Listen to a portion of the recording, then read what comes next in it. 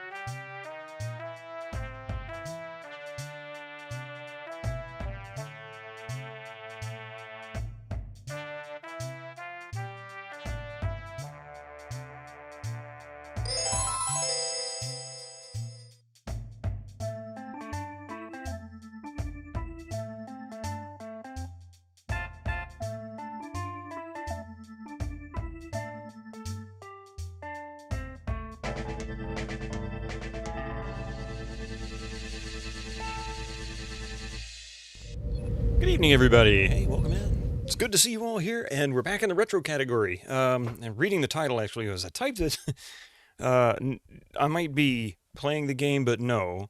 Let me read the title to you out loud and tell me what you think it sounds like, because this is not how it was supposed to sound. This is the way all my titles start off, and, well, the Leisure Suit Larry's series tends to be a little bit different. Leisure Suit Larry goes looking for love in several wrong places with Bitterman. No, I'm not going with him. I'm just on the journey to figure out what the heck's going on. So, yeah, that's it. This is about the closest I have to an appropriate hat to start with. Hey, Dark Mags. Good to see you all here. Welcome in. Good to see you. Yeah, the link, just so you know. Where'd it go? That link takes you to the game link takes you to the page that is actually basically this CD. It's just all the games. It doesn't have all the extra stuff in there. I don't think it might. I don't know. It actually comes with pinball and all kinds of stuff. But it's the entire series, like the first, well, 5 really. There's what, 3's missing, 5's missing. I forget which one was that didn't actually have a game. With an Face of magic. Stunning, high-resolution 3D landscapes, sophisticated score and musical effects, not to mention the detailed animation and special effects, elegant point-and-click control of characters, objects and magic spells. Beat the rush! Go out and buy Loom today! I've never seen the pew pew pew emote. That's funny.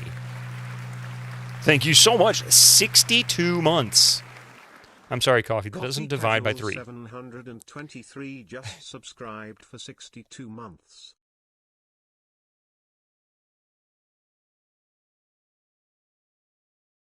Oh, my apologies there. A little bit of a sneeze. Anyway, welcome back, everybody. It's good to see you. Yeah, after the past few streams of Just Cause 2, it's quite nice to get back into retro. So this will be fun, if a little bit silly. But welcome to Sierra Titles. Try again next month. Yeah, that'll be that. Yeah, that would be. That'd be divisible by 9, wouldn't it? Leisure Suit Larry goes looking for. Huh? Or 3, I'm sorry. Leisure Suit Larry goes looking for Loom at all the right places. Yeah, you know what? You guys are going to make me play Loom, aren't you? Isn't Just Cause Retro 2? Just Cause 1 probably classifies as that. When did that come out? 2005? 2008? I guess it depends. I've heard some people say retro doesn't count unless it's, old enough to vote or old enough to drink or whatever. I mean, there's different points of view. I usually go by, 18, 20 years roughly. So, yeah, when did Just Cause 1 come out? I can't remember the exact date. But the second one came out in 2010, so that's right at 15 years. I wouldn't personally call it that, but that doesn't mean that it isn't in somebody else's mind.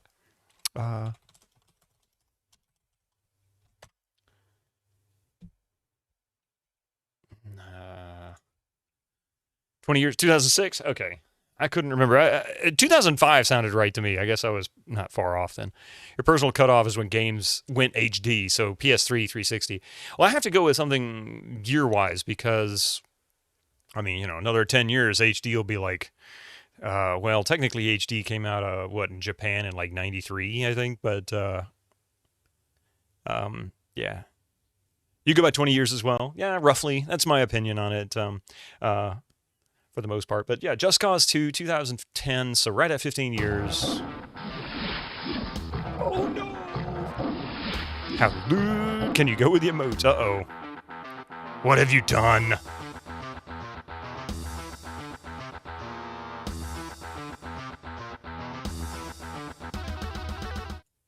All right.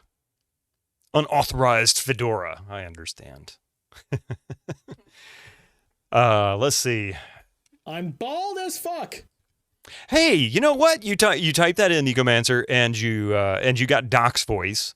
It was so unusual to see Doc streaming this morning. I got up, I was doing some work on the computer, And I looked over on Twitch, had it on GOG, I had Fraz going, and I saw Doc was streaming. He was playing Ratchet and Clank from PS2, and I went, Doc is streaming in the morning, and it's not an overnight. He just kept streaming late, you know.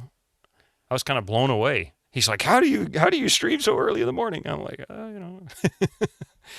That's funny. They're all like back and forth. Oh, you got him flipped. I see. That's kind of funny, actually. I like it. It's his third morning stream. I missed 2 of them then. I didn't know that. Is that lewd? It's silly. I like that one too, Pi. That's really creepy in a funny way. He's going to try to do Wednesday morning stream. Okay. Well, if somebody wants something a little less boom boom, Doc is the man to go to. Otherwise, we'll be back tomorrow morning at 8 with more Just Cause 2. Yeah. All right, good night all. I'm just kidding.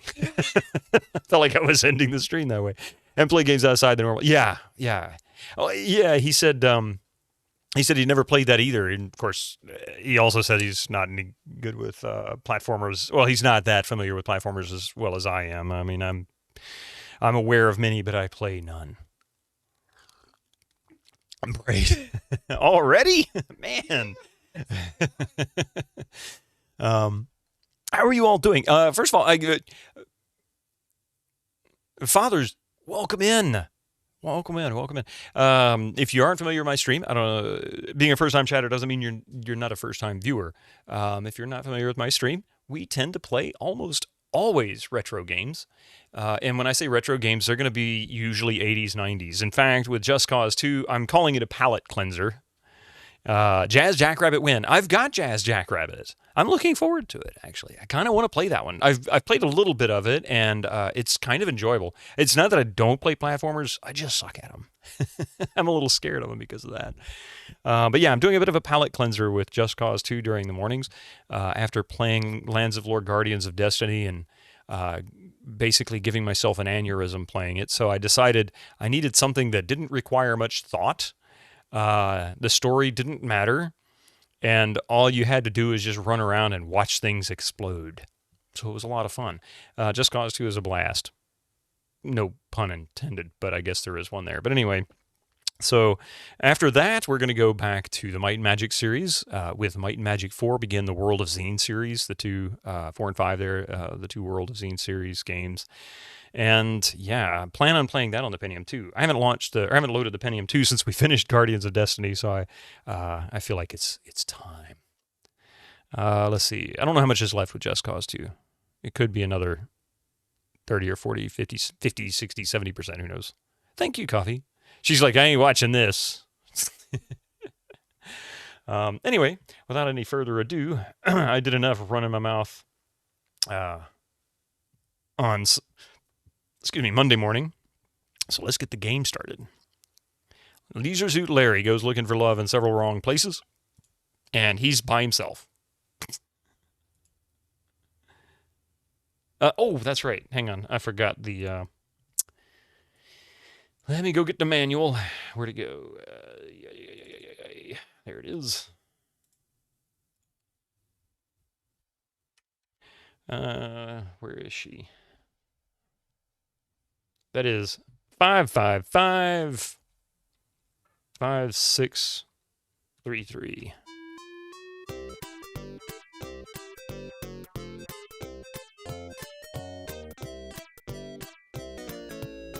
I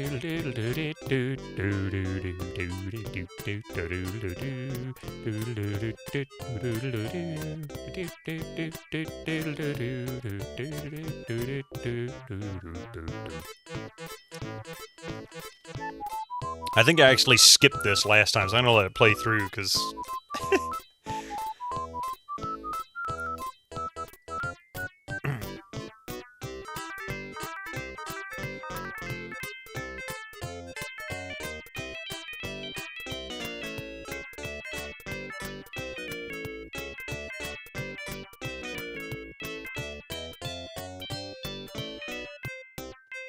hand holding to lewd.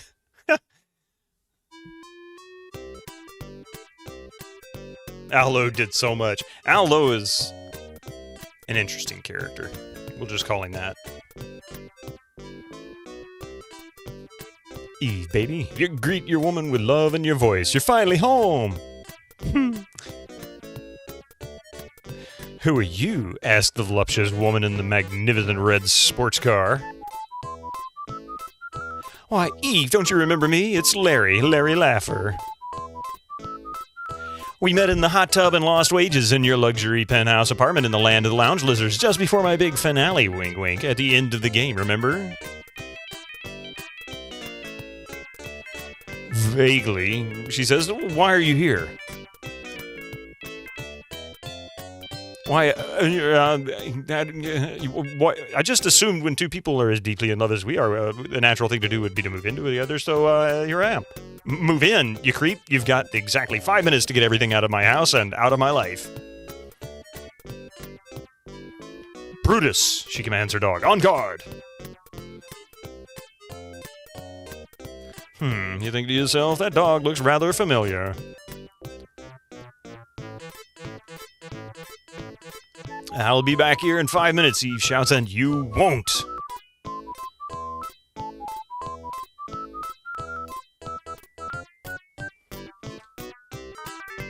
Ha!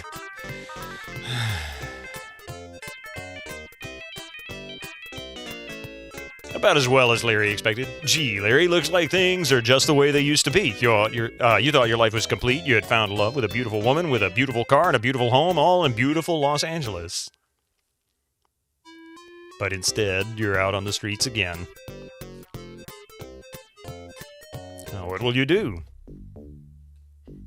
Do a cutscene to a distant island.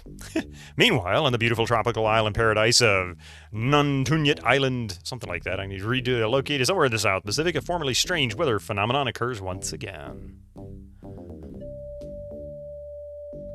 The island's native tribe has grown accustomed to these recent occurrences of dense fog, even though it appears and dissipates quite rapidly.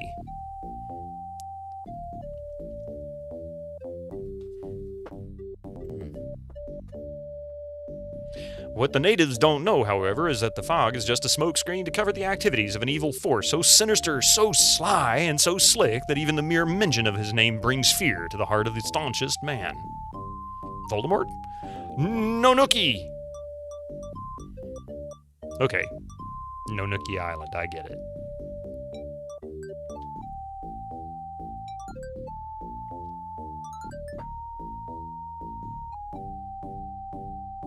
Yeah, it's supposed to be a pun on None Tonight.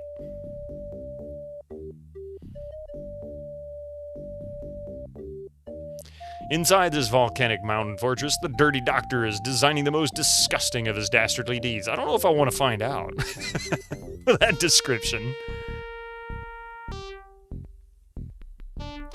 Where is that woman? Why is she so slow? Shouts Dr. No Noogie. She should be here by now.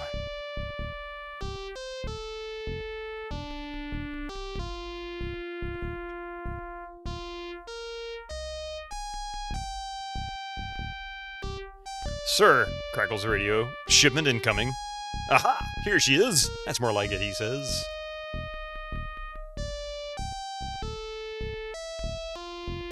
I like how he has a circle with a line throughout his back, like, no, Nookie. Calling LA, calling LA. Voice.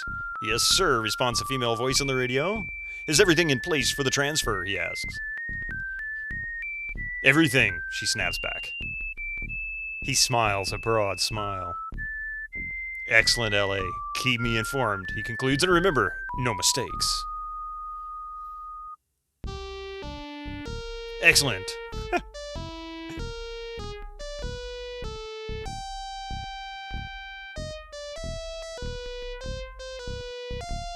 Evidently, the bad doctor is planning something to do with Los Angeles and some sort of transfer. What could it be?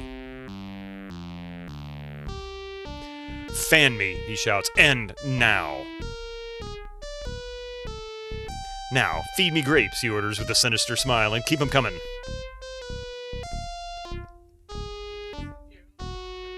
Yeah, he can eat his own damn grapes, exactly. Gosh, Larry, let's hope you never end up on the bad side of this character. Gee, I wonder how that's gonna turn out.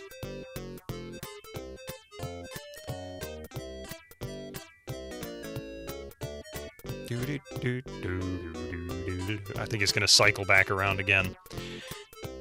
There's a reason why Al Lowe likes to portray himself in pixel art with the one-man band getup. There's a picture of him, actually. Hang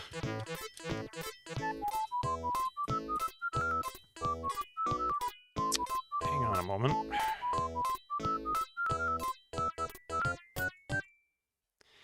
Let's see.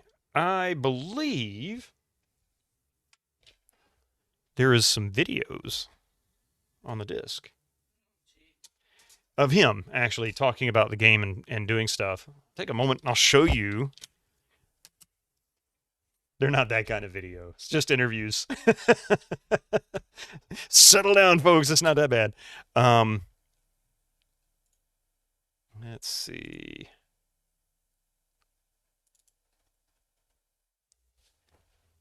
Indeed. Hang on. Hopefully this doesn't go loud right off the bat. Oh, that's not it, I don't think.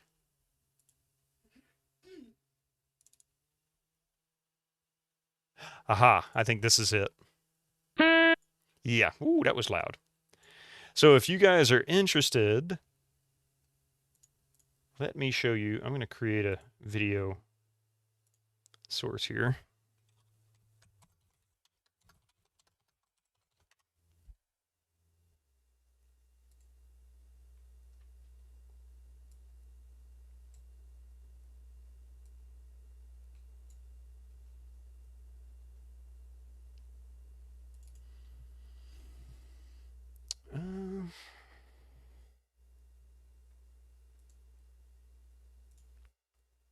Alright. This is actually Al Lowe. Hopefully this plays. This is straight from the video, and it's not going to give me audio. Why is it not giving me audio? When people ask me how you make a game, I say you sit down at the computer and you stare at the screen, and a year later you stand up. On a girly close-up or something? Yes. I didn't know why I needed an Apple II. Delete that. That's okay.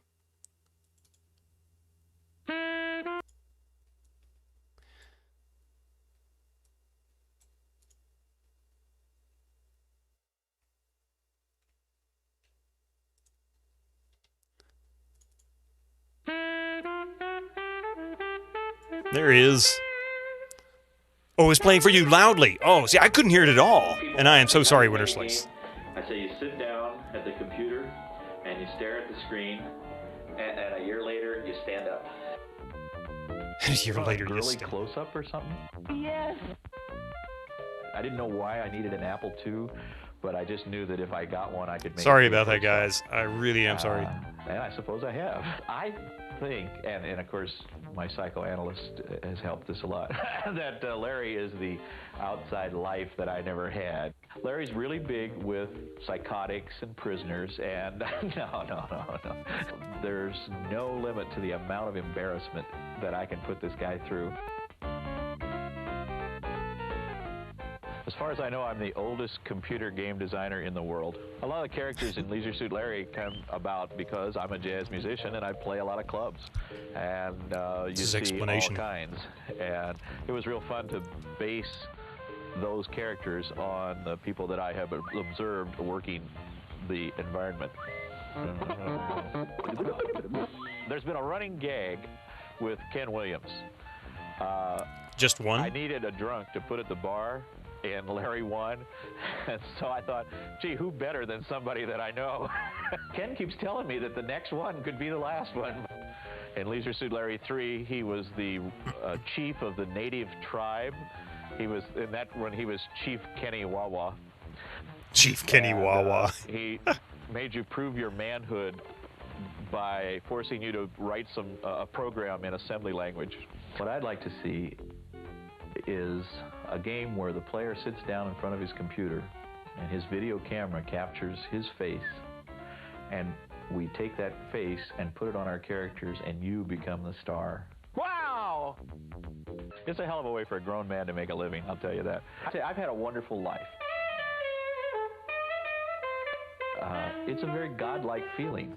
No matter what I can dream up, Sierra has the talent and the artist to produce that silly little world and those silly little actions.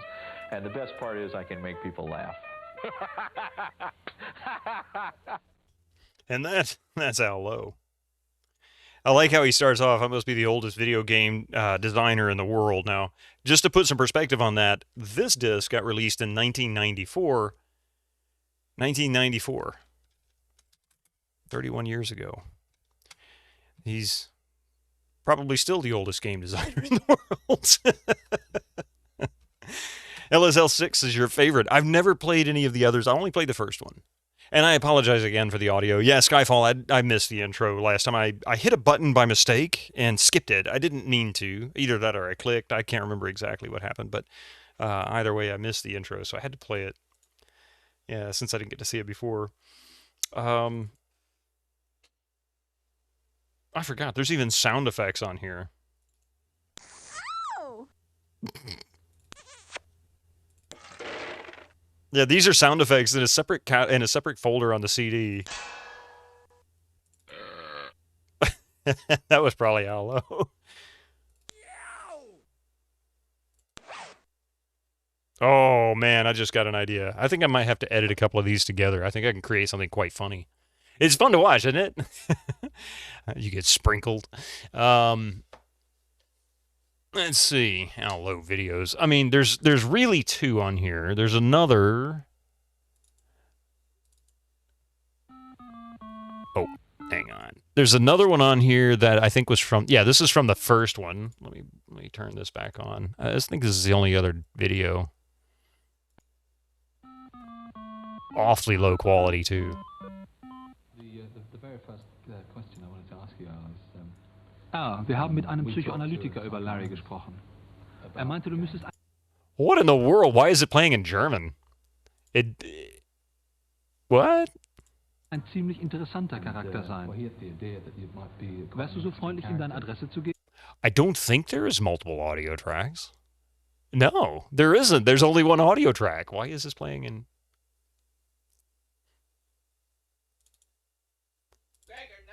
Yeah, where's Gregor when we need him? Yeah, it doesn't mention anything about it. I don't remember that. Yeah, Cabron just honored you on that, along with Weezagut. Oh well, I won't play this with that. I thought I would. I don't know why that was up there. Sorry. Hang on. There we go. Anyway, I won't play that one. Let's move on to the game. Where were we? F7, I think it was. Last one. We left off here in the convenience store.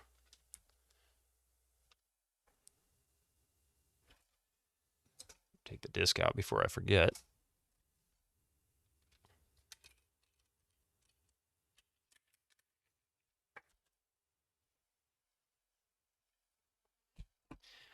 All right.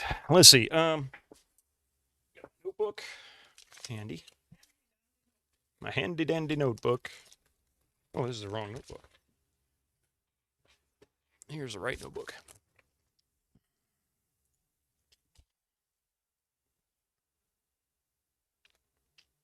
All right.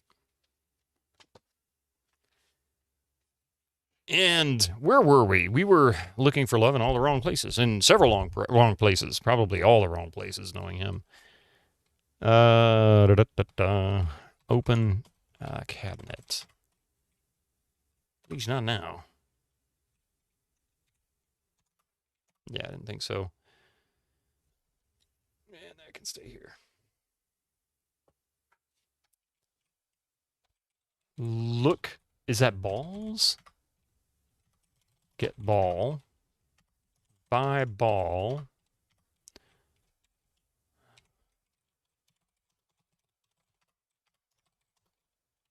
I think I tried this already. Yeah, I don't know anything.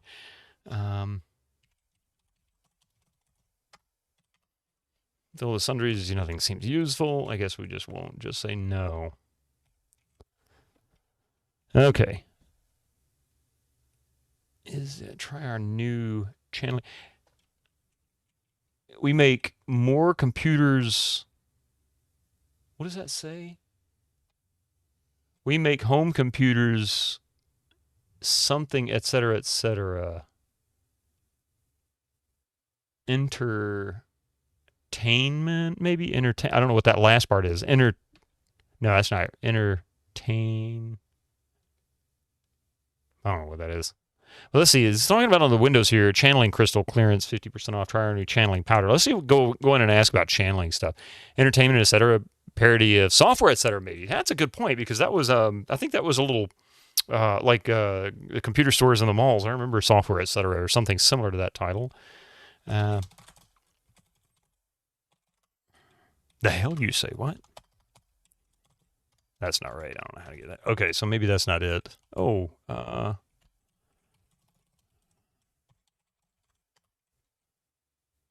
ever say that to me again. Okay, whatever. And you really enjoyed 7. It was fun. I kind of get the idea they get a little raunchier as they go on, especially the newer ones. Place has been closed for years. I don't know what they mean by blocking. Look, window.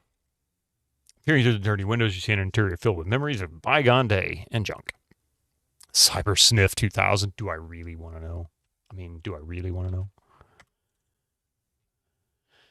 Oh, wait. Inventory is cruise ticket, swimsuit, wad of dough, passport, grotesque gulp. That's grotesque gulp. Okay. That's right. We got the cruise ticket. Yeah, so many memories of that. Oh, boy. There he is.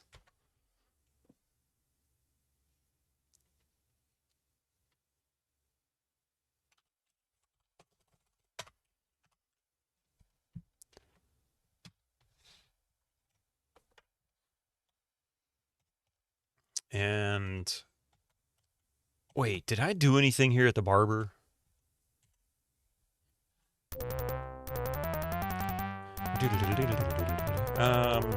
Ask about haircut. Haircut. That's not exactly right. Get. Let's see. Hair done. How's that? You don't need it. Good day, monsieur, says the barber. May I help you?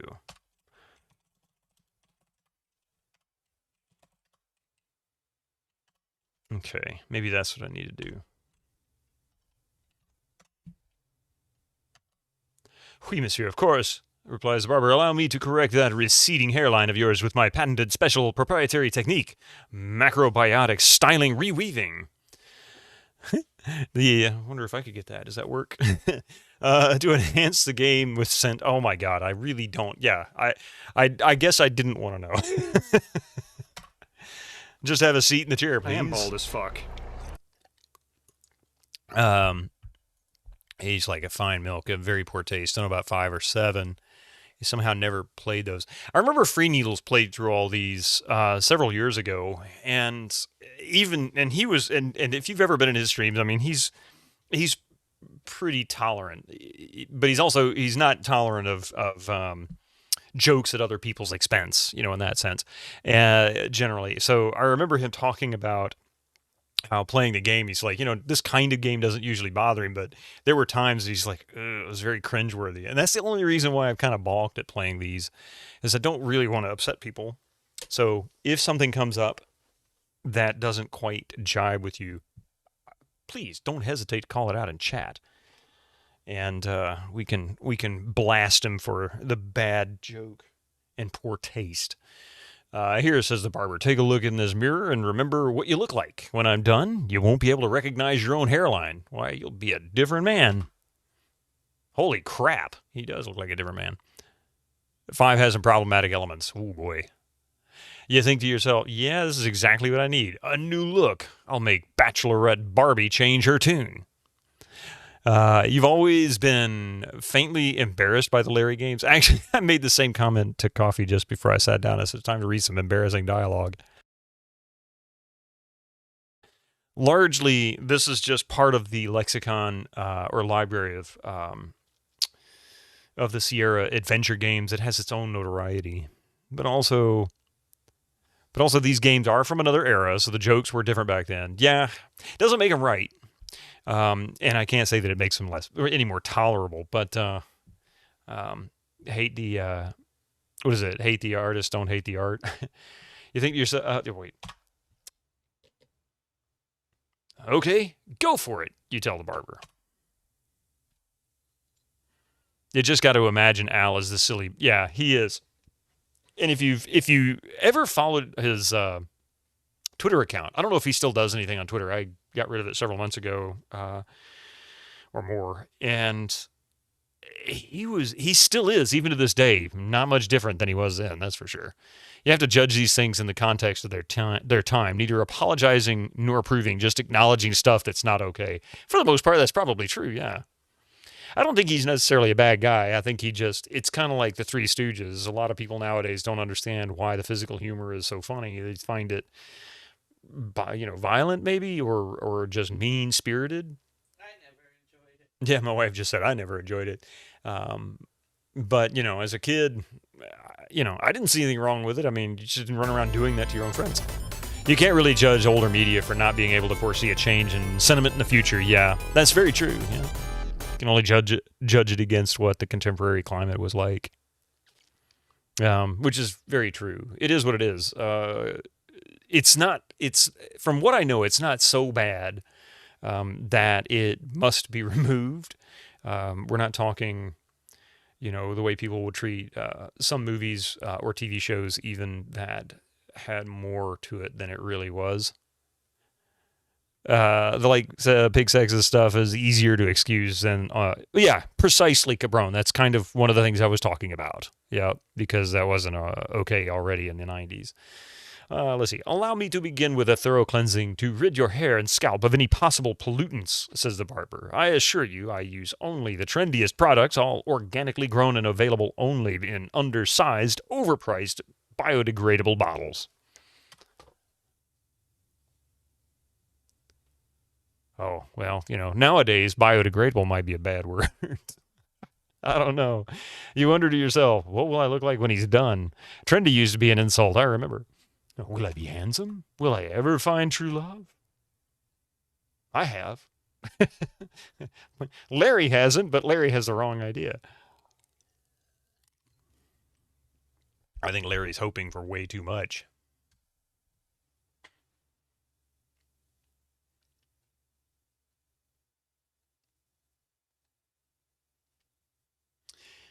Did I buy something from the pharmacy? I didn't buy anything from the pharmacy. I missed what was up on the screen. You certainly have interesting daydreams, says the barber. Drugstore, yeah. I didn't buy anything from the pharmacy or the drugstore. I didn't... anytime I would search the shelves, it said there's nothing there that was of interest. So I don't know if maybe I'm missing something that's supposed to grab my attention and actually ask about. I tried to ask about the channeling powder or the crystal. He didn't seem to really care about that mention because that's all over the windows outside. I asked about the balls that were in the little, basket that were there next to the register. Tried asking questions. It just nothing seemed to really respond. So I think either something is missing that I need to do or pick up before it will allow me to buy something there, or I don't know, maybe I'm missing something in the store. Funny daydream, say it, right? You certainly have interesting daydreams, says the barber. Oh, he's actually seeing the daydreams. That's funny. And there's the dog peeing on his shoe. Hey, Brutus, get out of here.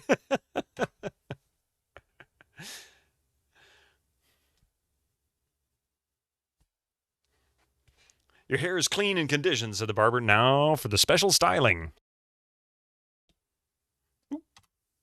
However, in the future, I may recommend 10W40 and no more than 3,000 miles between oil changes. Oh, man, wash your hair occasionally.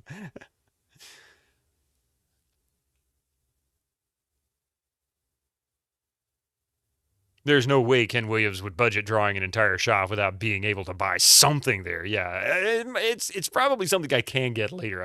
Or maybe I'm missing something. All done, says the barber. Take a look in this mirror. What do you think?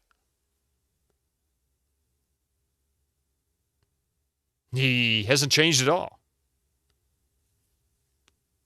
Oh, well. Can't judge a book by its cover. Yeah, with Larry you certainly can. That'll be fine, you tell the barber. Say, you ask him, exactly how could I know I was getting a microbiotic styling? By the price.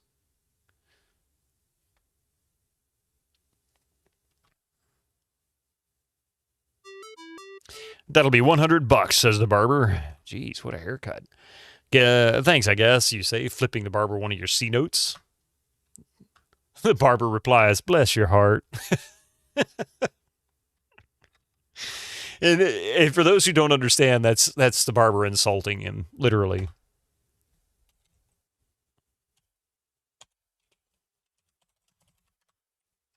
Give tip to barber. It's not yours to give. All right, then. Look, coat rack. Look, floor.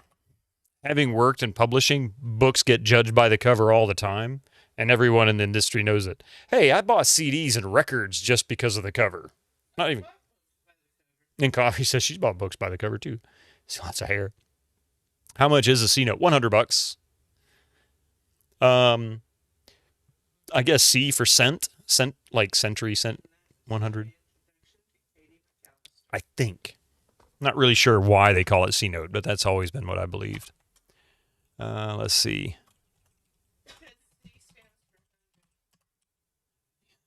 Yes, well, the C stands for 100, right? Oh, yeah, that's right. It does, doesn't it? C does stand for 100. Not bad for a haircut. Well, for this haircut, $100, $100 US for a haircut is, I mean, even today, $20, $30 for just a standard haircut. Nothing really fancy. And this was, late 80s, so it should have been like $8 or $10. You don't know much about art, but you know what you like. Let's see. Look. Picture. You see a barbershop. I like that. That's creative. There you go. Thanks, guys. There you go. C-bills were your preferred form of currency ever since the Fourth Secession War. Get barber pole.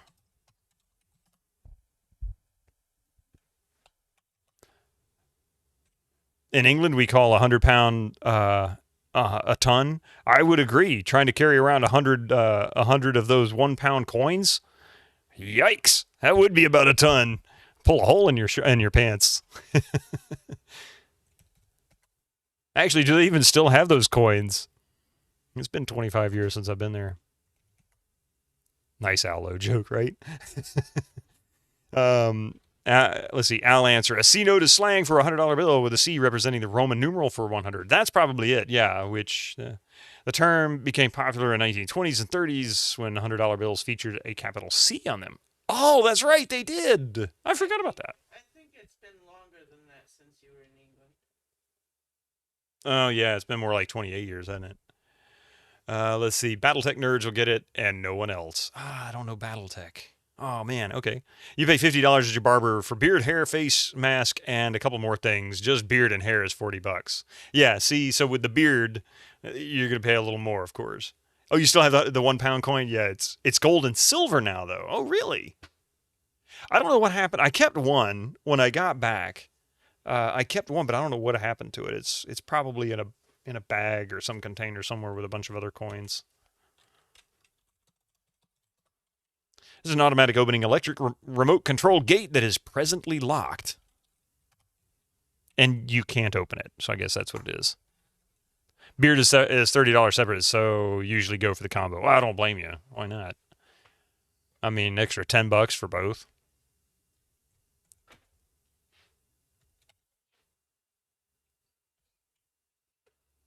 By the way, I have no idea what it is that I'm supposed to do next, so I'm just wandering until I can figure out what I need to do to trigger the next step. Because my understanding is I need to get on the boat. I've got the cruise ship, right? Let's see. Yeah, I've got the cruise ticket. I've got a swimsuit. Got a water. Oh, wait a minute. If I'm going to this island, maybe the pharmacy has sunscreen. Yeah. The gatekeeping us from the rest of the game. Actually, that's probably what it is.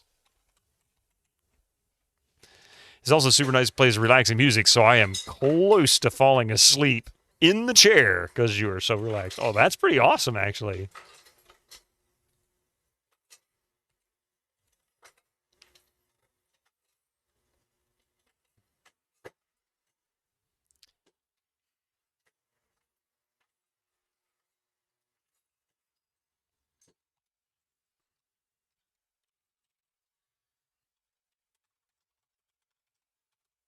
Oop. Not close enough. See, I can't see it. You can't really tell what's on the shelves.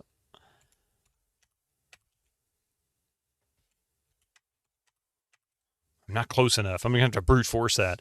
You know, you think you do remember dying of sunburn in this game as a kid. Oh, really? Oops. Where the heck is it? Aha, you grab a bottle of SPF 90 while you picture Bachelorette Barber rubbing it all over you. Good luck on that one. Yeah, Larry's like 3 feet tall. I mean, look at this dude. The guy at the counter. But he's supposed to be like that. I mean, he's supposed to be like the loser of everything, right? That's Larry. Buy sunscreen. You have change for 100? No, he says, but feel free to give me a big tip. But of course, my good man, you tell him, suddenly putting on airs, have 100. In fact, have 2. Money means nothing to me. Dang, 90 SPF is high to you? Like, we have SPF 50 for face. Hang on a second. I'm trying to remember which one aren't. We have some.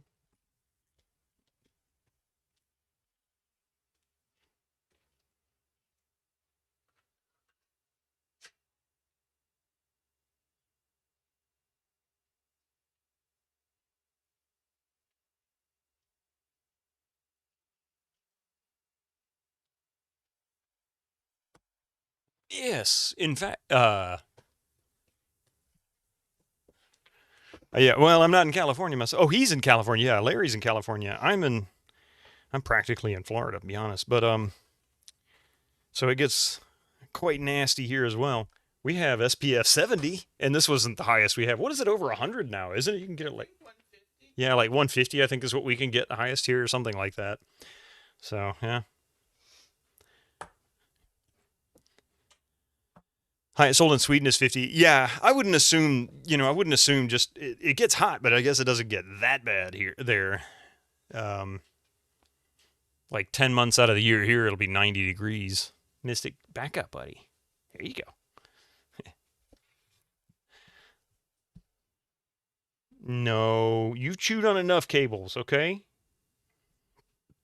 Sorry, I have to get onto the cat. You need a prescription? You need a prescription? Really? Seriously? I didn't know that. That's kind of unusual.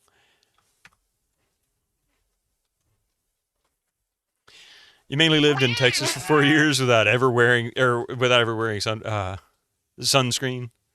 I mean, if you're careful, you can avoid it. You don't really need it. It just depends. But if you plan on spending any more than about 10 or 15 minutes outside during the summer here, I lived in Houston for 4 years as well, but wow, that's kind of funny. You lived in Houston. You lived in Texas before. You could stand out there for 10 minutes and come back into the house, and you'd be like glowing in the dark. Around 30 degrees Celsius, usually max, maybe 1 to 3 above that. Wow. Sunscreen, yeah, exactly. Well, there was the first summer I lived where we are now. I got sunburned so bad that it was like sunscreen. My legs. Coffee insisted that I cover my legs up because it would keep her awake at night. The room just was glowing red. No, I'm kidding. It was bad. It hurt. I couldn't even keep sheets on my, just light sheets on my legs. It hurt so bad. Thanks, dude, he tells you. Now, let me go back to sleep.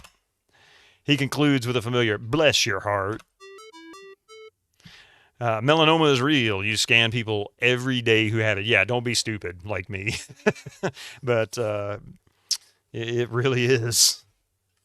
Okay, so now we have sunscreen. What do we have here? We have a passport, cruise ticket, swimsuit, sunscreen. To be fair, I did tell him to put some on. Yeah, and Coffee told me to put some on. I didn't. Neither did I, but, you know. That soda is probably flat by now. Yeah, you're probably right. You're melanated, so you don't usually worry about sunburns. That's actually kind of funny. That's a similar statement that my band director said in high school one year. He's like, but yes, we still sunburn. Tab works for inventory. Oh, does it? Oh, it does. Thank you. I'd forgotten about that.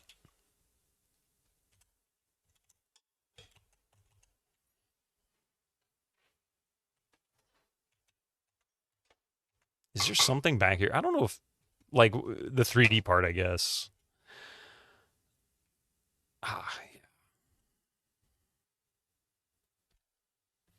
But you're smart enough to know when to stay out of the sun for long periods. Yeah, really. Mr. Incognito, how you doing this evening?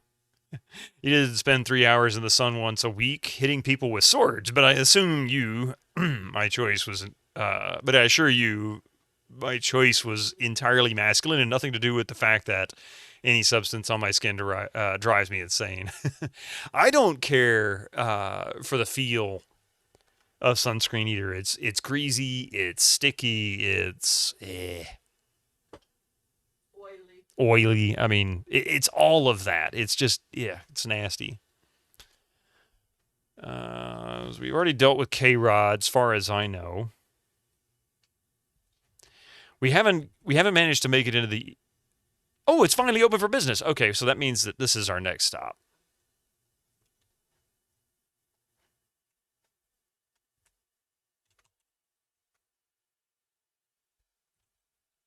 Oh, look. See? He knows. Allo knows. Is that a sack butt? I know that's a weird thing to say out loud, but I'm serious.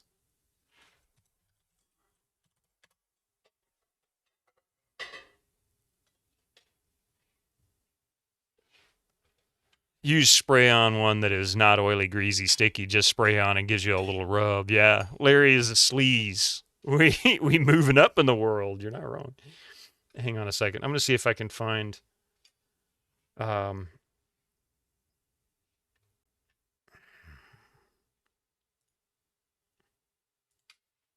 to find an actual picture of one.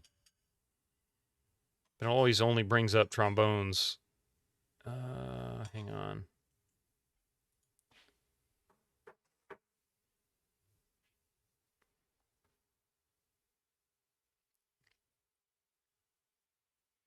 Where did you go into? Guitar Center? Nah, there's trombones and trumpets in here.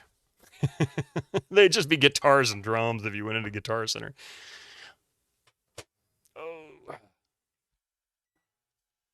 And I cannot remember exactly, but this kind of resembles an early variation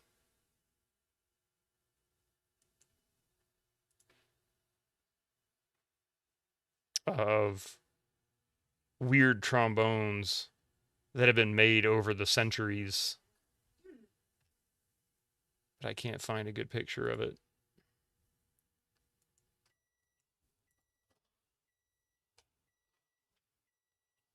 A didgeridoo, but they're not curved. They're straight. Yeah. Well, they're not straight. They're more straight than this. This looks like somebody fell over and crushed it.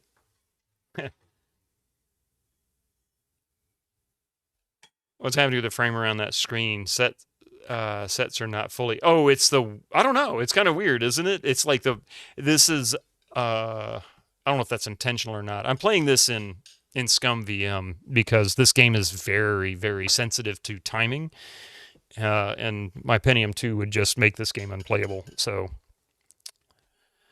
better to play, especially 80s era Sierra games. Play them in Scum VM. Unless you got like a 286 or a 386, don't play it on real hardware. You'll regret it you'll have all kinds of problems. You'll soft lock yourself in ways you wouldn't you wouldn't even believe could happen. But I can't find it. Anyway, let's get back to the game. Yeah, this may be the way it's supposed to be presented. Non-subscribers, use your Twitch Prime now. It does look like windows in the foreground, but it's kind of weirdly drawn. Let's see. Staring at the walls already. Ye old ethnomusicology shop is filled with unusual instruments from the four corners of the world. Which is funny. I wouldn't consider a trombone an unusual instrument, even in 1980. I think those are all windows, like the wall on the left, yeah. It looks like either it's misdrawing something for some strange reason, or they just drew it strangely. You wonder which ethnic subculture makes such extensive use of electric amplifiers and drum sets. Look counter. A beautiful Latin lady waits behind the counter, watching your every move.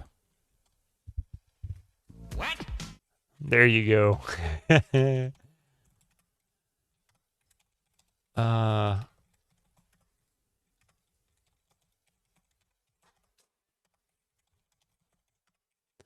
There are instruments here from many diverse ethnic cultures. The studios at the rear of the store are filled with people plucking their charangos.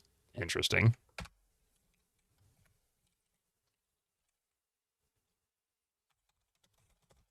Ah, crap. The old ethnomusicology shop is filled with unusual instruments. We already read that. Why are you making me do that one? That one again. There are instruments here from many different blah, blah, blah, blah, blah. Yeah. Okay. Well, let's go talk to the lady. It doesn't seem like it wants to tell me anything else. Look, French horn. I guess that's what that is right there on the counter. Don't ever say French to me again. Oh, God. Aye, beautiful. You attempt to lay a little smooth mouth on the lovely Latin lady. My name is Larry Laffer.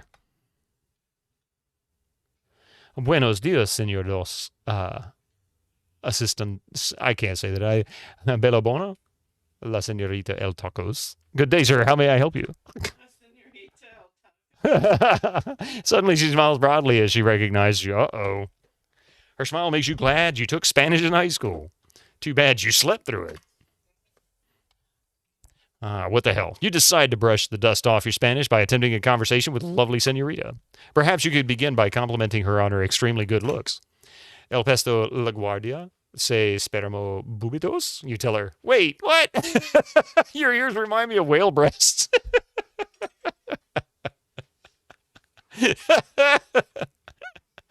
Oh, my God.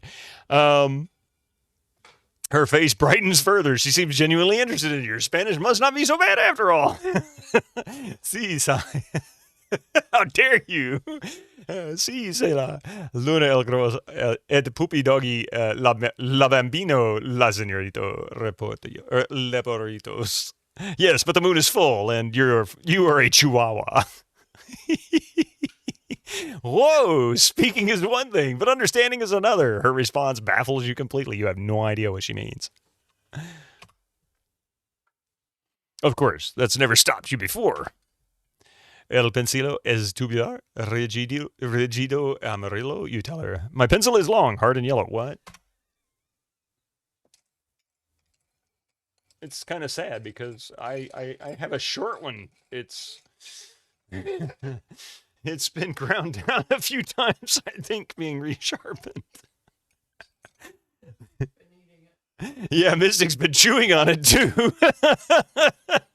El hombre de la nostra, ¿dónde está? My signale. Larito de estúpidos sentantes. La señorita Charma. So you're finally here. I thought you'd never show up. By the way, who writes these secret phrases anyway? La microfiche, I can't even say it. I'm just going to go with English. The microfiche containing the secrets to the recent United States superconductor research. Breakthrough is hidden inside this rare Peruvian unklunk.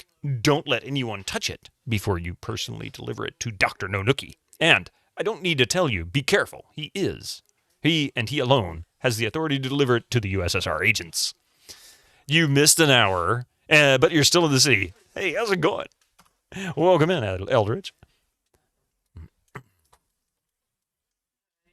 Mucho gracias, la señorita.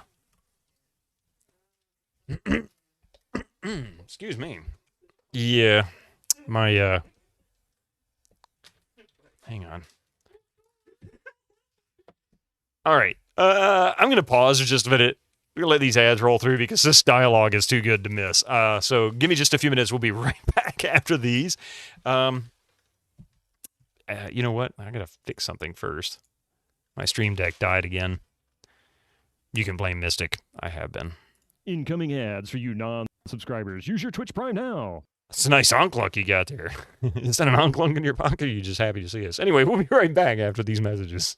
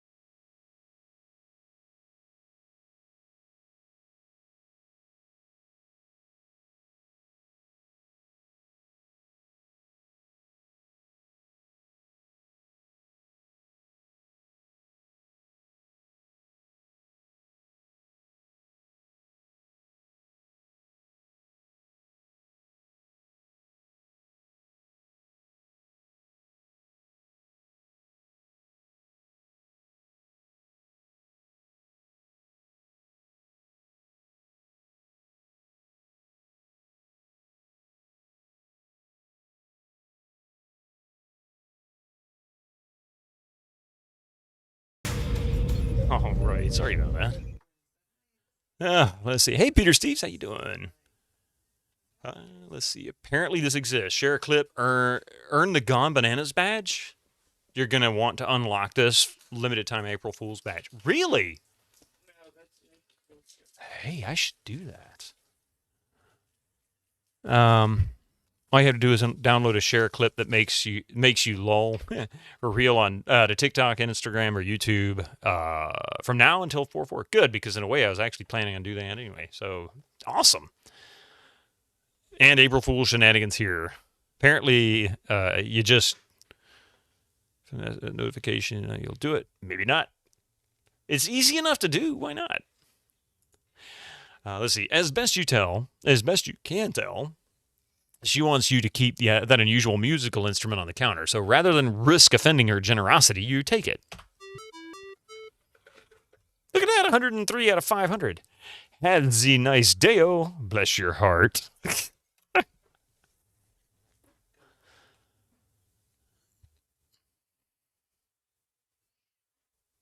Uh-oh.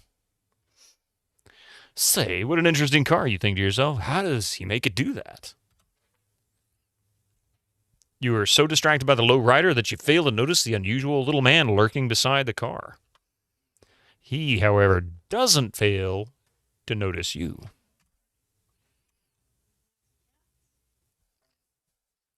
The little guy in the trench coat gives you a short head start, then follows you. Larry, be careful. This guy's up to no good. Is that one of Dr. No Nookie's henchmen? What do you want to call him? That car looks trippy. I mean, the paint job looks kind of cool. Wait a minute. What's this? How can you be at the door to the music store when you just walked off screen to the right? Uh-oh. That must be someone who looks just like you. Something strange is going on here. Let's follow him into the music shop and see what we can learn. You, what are you doing back here, says the clerk, skipping the foreign language subtitles completely. You'd better get on with the mission before Dr. No Nookie prevents you from ever missioning again. Missioning. What are you talking about now? I've never seen you before in my entire life, says the dorky-looking guy. Besides, you're not supposed to talk to me like that before we exchange our cute little secret phrases. What do you mean, she responds. You just walked out that other door over there. Not me, he exclaims. Hey, wait a minute. Don't tell me you gave a good to somebody else. Yeah, I'm not sure. That is, maybe I might have? Wow, I forgot about that one. What was that from? What was that from? That was, oops.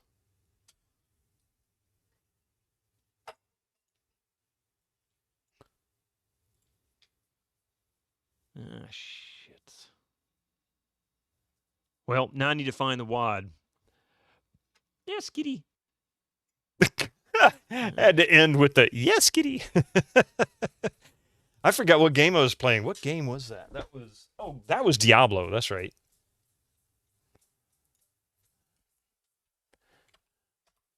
Her voice trembles with fear.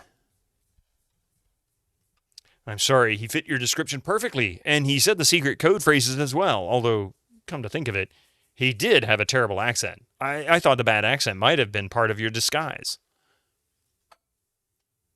What will I do? She continues. Dr. No Nookie doesn't tolerate mistakes. Her eyes flash with an idea. Of course, if you promise to help me, I won't tell him how you lost the microfiche. Why, he threatens, if you know what's good for you, you'll shut down this joint contact Nuntunyet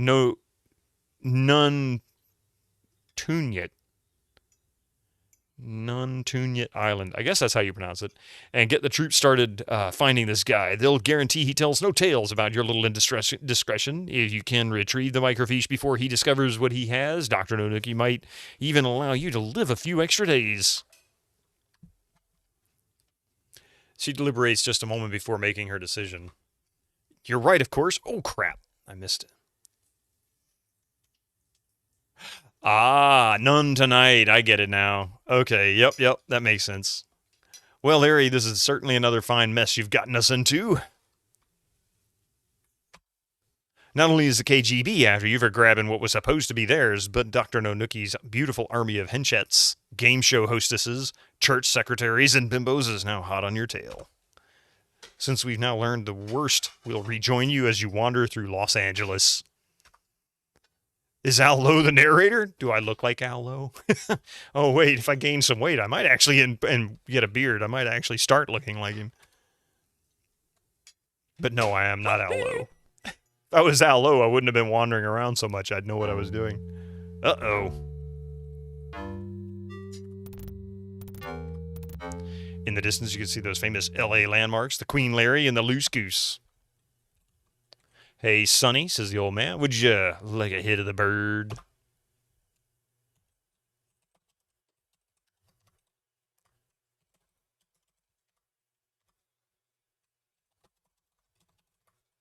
Do you have a license for that breath of yours, you ask him? He ignores you. How about a little nip? A nip of what? Perhaps you can understand that sentence, but I have graphics to worry about. Oh, now that's a good response. Hey, Kirby Pink.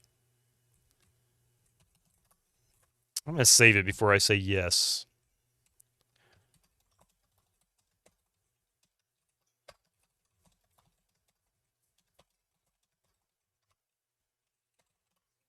Sure, you reply. Always time for a little nip with some seedy-looking stranger. Say, this really hits the spot. Nothing like a good hard snort to perk up an adventurer's spirits.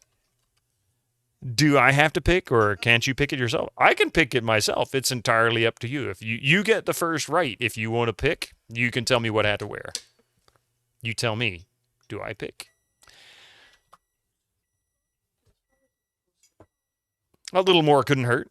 You have graphics to worry about, as if Text Adventure would have interpreted that any better. I mean, really. Thump. I'm not sure if this is going to be a death or if this is actually what's supposed to happen. Yeah, at this point, a rank pinhead. Gotcha, you scurvy dog, cries the cleverly disguised KGB agent. Now, let's go to my place and not for a drink. These guys are playing for keeps, Larry. You better be more careful if you're going to hang on to your unklunk. You're quickly taken to a local KGB office of the local office of the KGB. They have a local office. What, do you go to the white pages or the yellow pages and look up the local office of KGB? What is going on here? Taken to a local office of the KGB where a specialist in unklunk extraction is busy giving you the 3rd degree. The grin is dope, isn't it? The art is fantastic. It's great. Onklunk extraction specialist. And so, my little white-suited capitalist swine, says the KGB agent, you will now tell us the why is he speaking like he's French? You will now tell us the location of that onklunk, or I will be forced to run these alto saxophone reeds under your fingernails until you're ringing like the bird. Oh my God. No kidding. I mean, it is. They are made of bamboo, so I guess it's the same thing. Maybe they couldn't get bamboo splinters. Things don't look good, Larry. Maybe next time, different approach would be better. Yeah, I was kind of wondering. I like that. Order a hint book. What happens if I click order a hint book, right?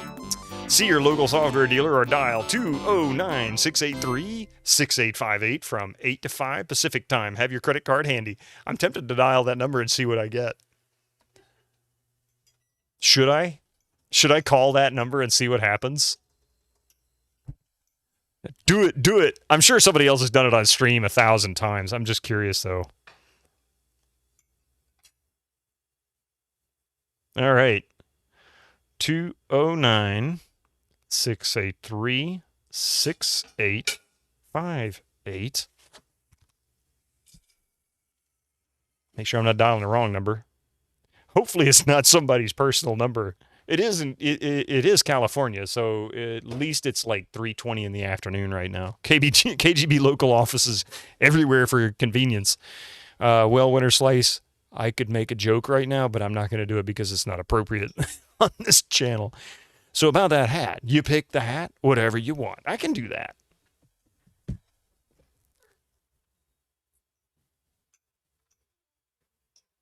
Oops.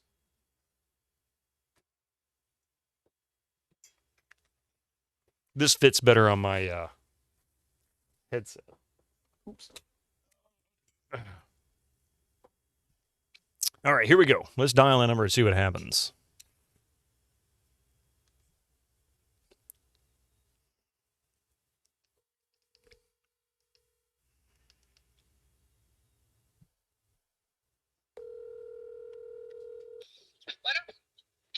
Hello? Oh, hello. I apologize. I think I have a wrong number. Sorry about that. Well, I guess we'll have to get on to Ken Williams. And she answered in Spanish. Bueno. I figured, yeah, I was a little worried that it might actually be somebody's personal number now. It's been like 35, 40 years or so. Let's see. So, now you know what happens. How often, they probably get called all the time from retro streamers, to be honest.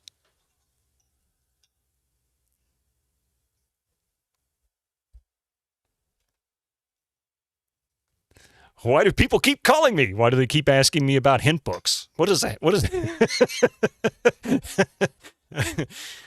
Why do they keep calling me up and telling me Ken Williams sucks because he was... Another Larry player calling me ugh. Probably not as much as you'd think. Although it's like Richard Garriott, people would always, and still, in fact, it even happened after I finished Ultima Underworld, message him, when you get done playing the game, it says, be sure to tell, Lord, oh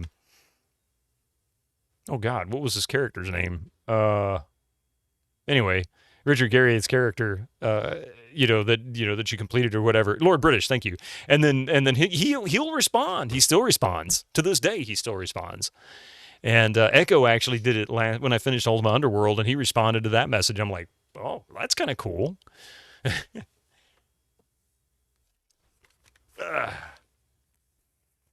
Yep. Yeah, just tweet your complete screen to him, and he'll respond to it. He's pretty reliable. I won't say he does it 100%, but he definitely seems to. You remember FMM trying calling 1-800 Star Wars, and he got hold of some hotel. Oh God! I mean, at least that's when I dialed 209, I went, uh-oh. So that's the area code in California, or one of the area codes. I was kind of worried, or at least I think that's California. I was kind of worried that it might actually go to a personal line instead of a business. If it was 800 or 900, that would be different.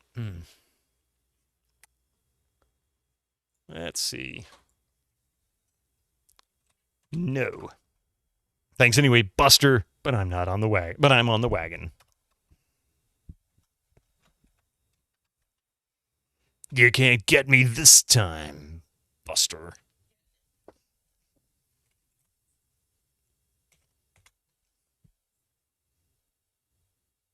Ah, look at that. I think this is where we're supposed to go next. Oh, not restore. Time to cruise.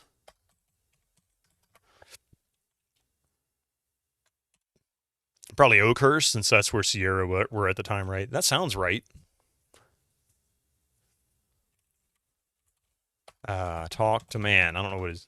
If you're going with us, you'd better get moving, says the man in the uniform. Are you going to show me your ticket, or did you walk over here just to kibitz? I don't know what that means, actually. Give ticket. Hi, you tell the purser. Here's my ticket and my passport. Why are you showing him your passport? Okay, you just made it. Let's take a look at that passport first. Ooh, nice photo, he says sarcastically. Now let's see if your ticket is in order. Ah, geez, another freebie. When are these suits in marketing going to realize these boats don't sail on wind power anymore? Oops, I'm sorry, it's not your fault. Otherwise, boneheads like us try to call. Yeah. Oh, that's why phone numbers in movies are always have 555. Yeah, exactly. Fake phone numbers like that. Wise move to save before drinking. I've played enough Sierra games to realize that not everything is what it seems. It doesn't mean I don't miss one every now and then, but, that one just felt a little bit fishy. Regaining his composure, he continues, your cabin will be on deck F, cabin number 1. That'll be all the way below decks and to the rear. This will give you an... Huh? That's the Fiesta deck. Yeah. That'll be all the way to the below decks and to the rear. This will give you an excellent opportunity to hear all the subtle inflections of our diesels. One of your favorite deaths is on the ship. Ooh, looking forward to that. Bitterman is not that boneheaded. I sometimes we'll probably soft lock in this at least once. There's a good possibility of that. Save often, save frequently, save every second of your game. You may enter now, he continues, or concludes.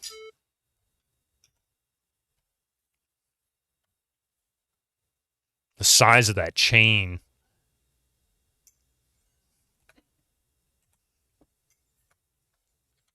Oh. Turn off numlock. There we go. Looks like you made it. Just made it. The ship is almost ready to leave. There goes the streamers. People throwing the confetti in the street. What is this, Love Boat?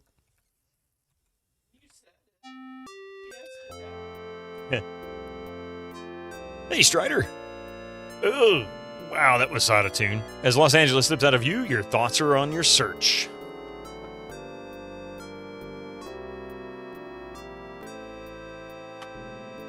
Will you find love? Or just keep looking in all the wrong places? It's Larry. What do you think?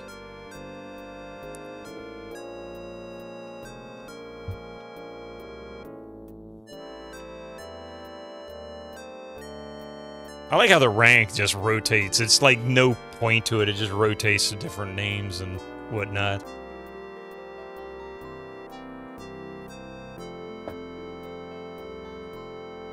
There's 6 more games. Is there 6 more? I couldn't remember how many of them there were. I want to say there were technically 5 on this disc. There are 6 folders. I forget which one they skipped. They didn't actually make a game for it, and there's a joke in the folder Al Lowe wrote.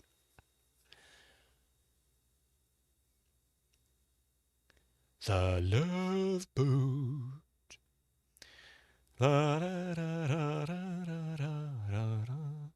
Yeah, they did a remake of the first one. 4. Yeah, I was thinking it was 5, but yeah, 4. One of them. Oh, wait.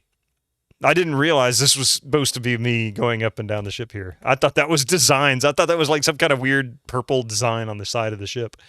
Of course, Larry will find love for about 5 minutes until the woman realizes what an awful excuse for a human being he really is. You're not wrong.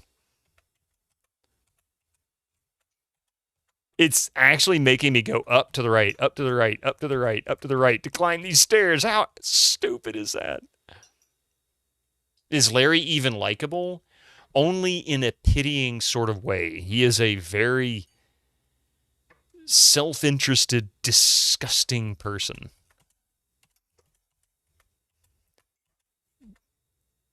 He doesn't understand how to properly socialize.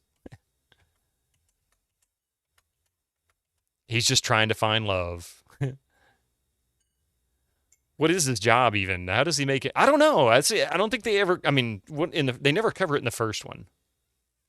Usually ends up losing the most right. He's a programmer.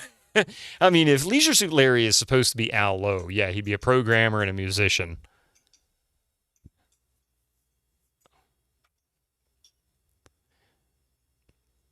Oh, he's Gopher? He's assistant purser Smith, is that what you're saying? I would say he would, if I'm gonna pick on Love Boat, I would have to say he'd probably be closer to Dr. Adam Bricker, just not nearly as smart. Nowhere close as smart. Doesn't that pool look refreshing? There's only one empty chase lounge by the pool. Uh-oh. Wait, he should change clothes. He needs to put on his Speedos. Not that I want to see that.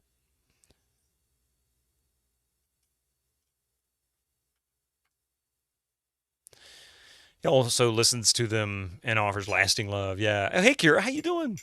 You think LSL1...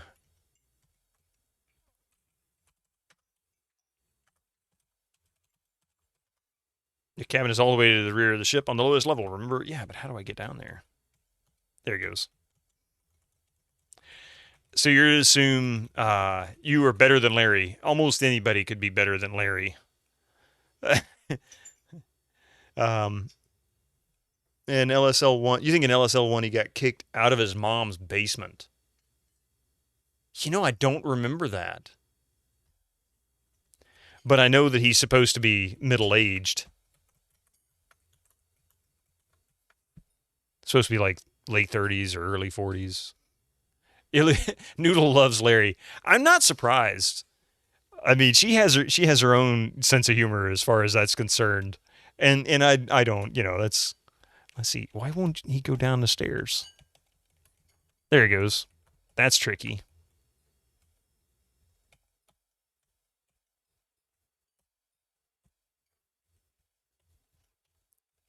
I mean, but you have to think too. Noodle likes has a bunch of the fart sound effects, so you kind of get an idea where her sense of humor goes.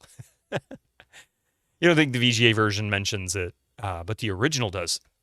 See, I played the VGA version. I have to go back and play the EGA version, I think, at some point.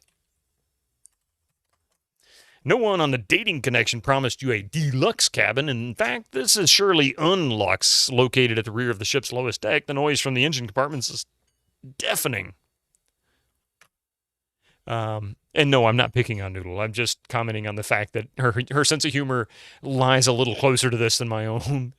There's also a text adventure. Oh, well, yeah, it's called Softborn Adventures, which, believe it or not, does come on the disc. It's actually on this disc. And supposedly the puzzles from the first one were pretty much all from that text adventure, but I haven't played it. Free Needle streamed it. He streamed the whole thing. I mean, I have one, but it's kind of funny. You have a bed, a nightstand, and a small closet. There is a door in the aft wall. Let's see. There is a bowl of fruit sitting on the nightstand with a note attached. Read the note. You read the note. Hey, Red Brown. Okay, 2. Oh my God! You know what, Pi? You just tried to invent a whole new sound command, as though it was from Family Guy. You hunger.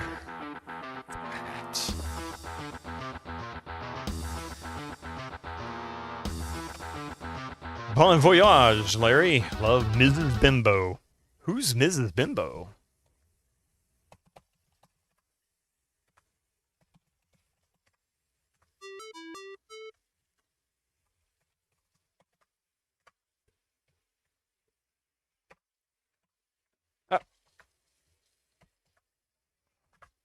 You quickly open the cramped little closet and you look inside. You find absolutely nothing, so you return the doors to their closed position. It's small, and that's awful. I'm glad without context. I didn't read that out loud. But the bed is definitely not comfortable. Great hat, man. Weird head crab. Oh, my God. All right.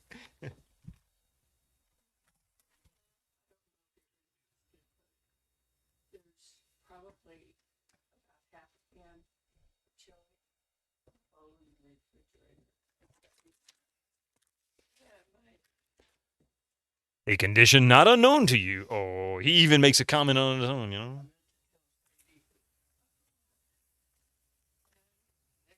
This one doesn't come out very often, does it? You know, we really need to bring back jingles for when you make progress in video games. You know, they still do that in some games. It's not necessarily always a jingle, and it may not necessarily rank as a point, but like, so, say for example, if you get a headshot in Team Fortress 2, you hear a plink. More recent game, one that I recognize, is you get this crunch sound in Warhammer 40k Darktide if you get a headshot, or when you kill a specialist, some kind of a more difficult enemy. It's kind of interesting. Sam & Max makes it obvious when you move on. Ah, yep. I'm not going out. Let's see. You look to see what you can see, but soon you see that all you can see is C. And C notes. Change clothes. Damn it. Oh, okay.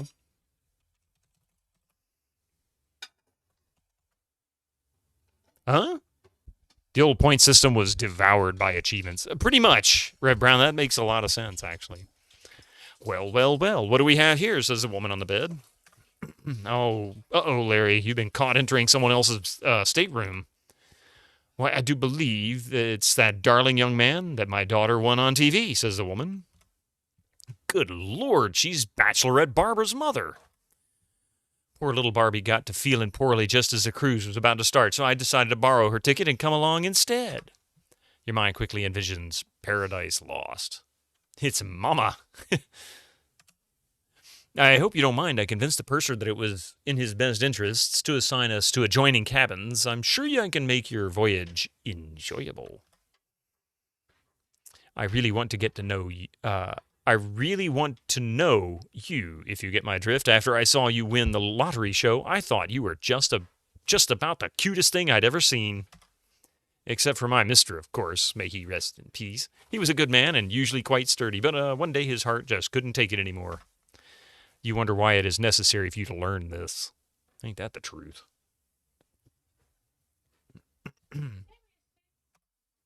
Honey, anytime you want to come over and see Mama, you just feel free to pop on through that doorway, you hear? She attempts to give you a cute little girlish smile. She fails. I'm sure there's probably going to be points for this, isn't there? Well, get it over with.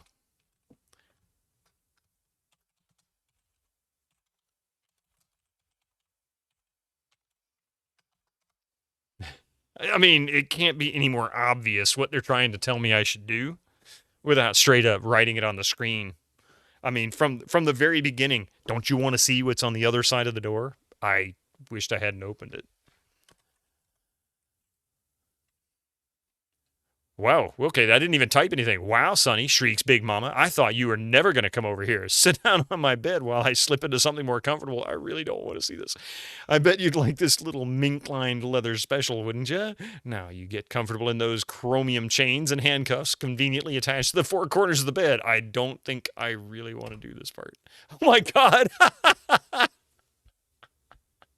This is your favorite death, by the way. Mama proceeds to have her way with you repeatedly. Too bad that her way is not your way. You can see why this broad's a widow. Hell, Larry, you have screwed up again. What do you say we do it just one more time? You know where you've been tangoed. I don't see the problem here.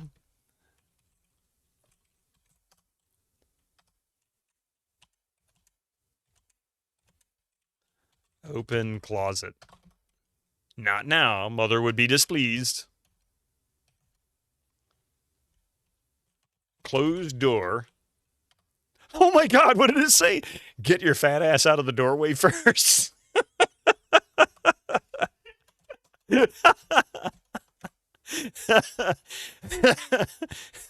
All right, change clothes. Have you no modesty? At least move behind the closet. Okay, this is a good place to change clothes. I really don't need to see that either. Open nightstand. You open the nightstand sole drawer and inspect it thoroughly. Nothing. A piece of coal broke off. You close the drawer. You are so clever to think to look under the bed. You find nothing. I'd lock that door. Let's see. Lock door. You can. There's no key in this game. Oh, really? Well, at least that tells me I shouldn't have to go and look for a key. So if I come to a locked door, it's either permanently locked and I'm never supposed to go in there, or somebody else will open it for me. It doesn't appear as any more coal can be broken off. Where am I? Oh, yeah. The goofiest stairs in any Sierra game right here.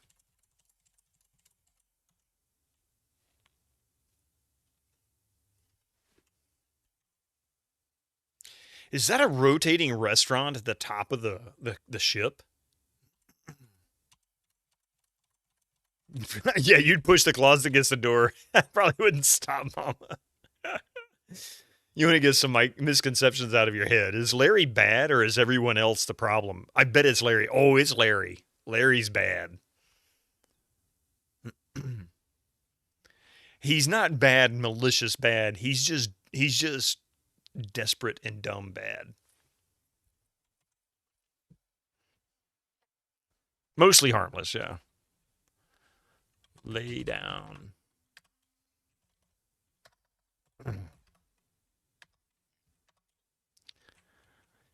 Sit on lounge. There we go. Ah. Oh, wait a minute. Put. Uh-oh. I'm going to get burnt to a crisp. Damn. I knew it. Those tropical UVs can be deadly.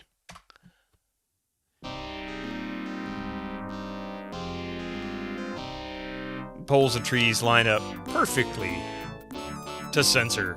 How does one do it? Oh, he's not even Kramer Lavelles. I'm not sure who that is. Logic, yeah. I knew better. As soon as I laid down on that thing, I went, uh-oh, he's dead.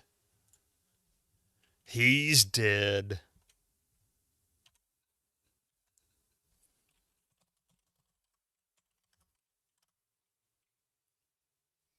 Kramer. Oh, yeah, Kramer from Seinfeld. Just silly for silly sake. He is kind of like Kramer from Seinfeld, isn't he? Let's see. Use sunscreen. You carefully rub the sunscreen over every exposed part of your body. At least now I won't get too toasty.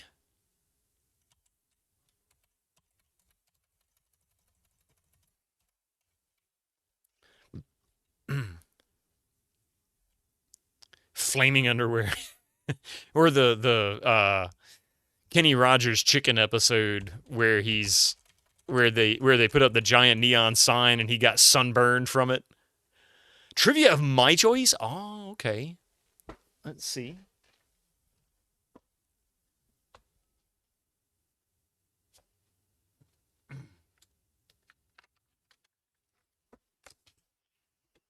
Mostly harmless, but extremely self-centered to the point of involuntary manslaughter without losing a second of sleep. As long as there was some pixel boobs to look forward to. Pretty much Leisure Suit Larry in a nutshell.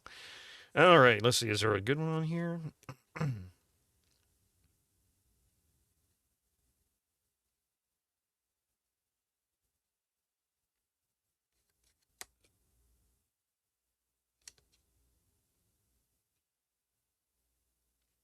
Wow, that question hadn't aged well. I won't ask that one. What band's roadies were once... This is 90s trivia, by the way. 90s trivia. This is largely international, or should be, as this is in regards to a band that is not American. If I'm not mistaken, they were Irish. Or are Irish, I can't remember. What band's roadies were once obliged to lug around a 100-foot golden arch and a 12-foot wide stuffed olive on a 100-foot tall toothpick? I'll read that again. What band's roadies were once obliged to lug around a 100-foot golden arch and a 12-foot wide stuffed olive on a 100-foot tall toothpick? That's an enormous toothpick. Good luck. I will absolutely ask a different question after this one. Disneyland After Dark equals dad.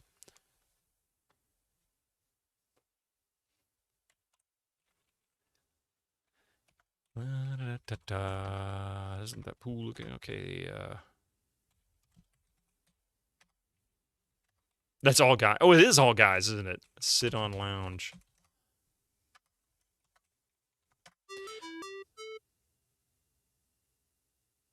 U2 is probably the biggest Irish band to do something like that. That right? I may have given too big of a clue. I couldn't remember what it was, but I'm going to ask another question. It's probably even easier, to be honest. I'm not going to give any clues, though. Is enough of it in the question. Which Spice Girl sparked a craze for the Union Jack mini dress? Which Spice Girl sparked a craze for the Union Jack mini dress? By the way, U2 was the answer for the other one.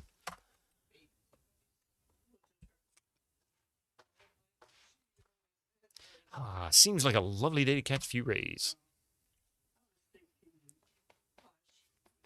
We've got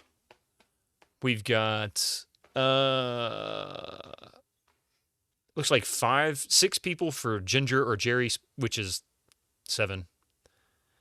1 for Posh.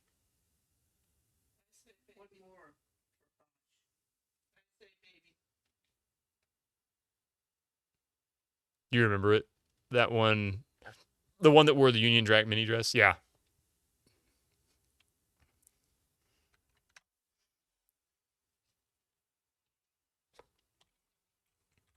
I don't know what I'm laying on this Chase Lounge for, but, you know, you look straight up and see lots of blue sky. Is it you?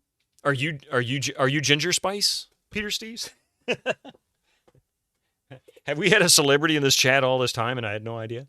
But yeah, the answer to it is Ginger Spice, also, well, better known as Jerry Halliwell.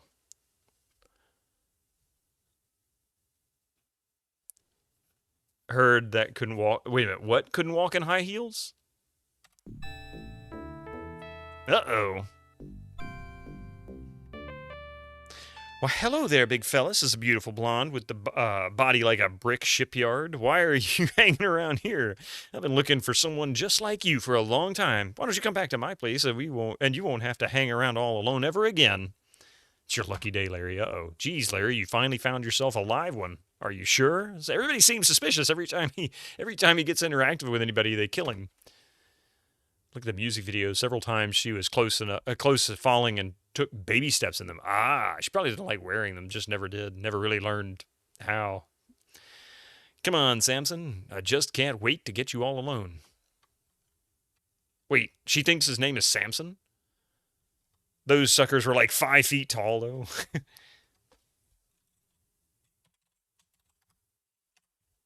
I guess we're going to go get Larry killed again. A piece of coal broke off.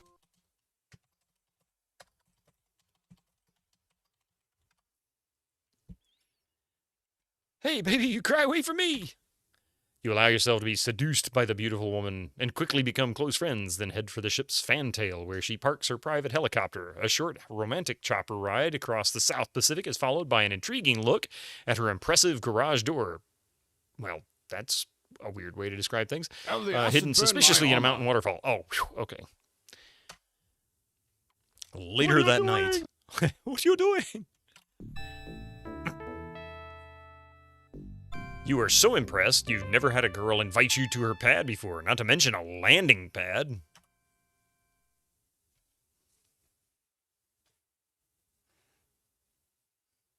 I guess he's now on None Tonight Island. You just wait over here on the bed while I slip something, she says with a smile. That's a weird place to put a bed. Perhaps if things go well tonight, you think to yourself, I could give her a subscription to Popular Mechanics. Nice bedroom, right? Everybody parks their helicopter in their bedroom. The extraction again for you. Hey, baby, you say, what a great kinky bed. And why he just lays down. Wait, he's already in the handcuffs and oh my God. Hey, what's going on here? You shout, get these ankle cuffs off me. Why the handcuffs? Oh, I'm just into mechanical devices, she replies with a smile. Hold still, darling. This will only take a second.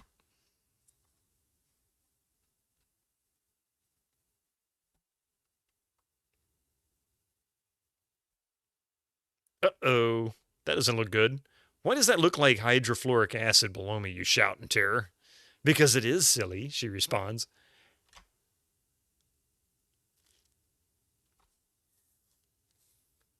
What in the world is that? Well, Larry, this brings a whole new meaning to the term dismemberment. Oh my God, look where it landed.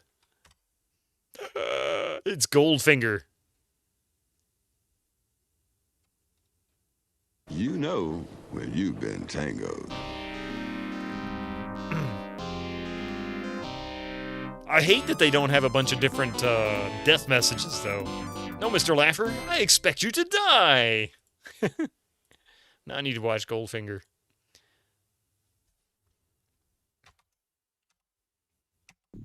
I should have.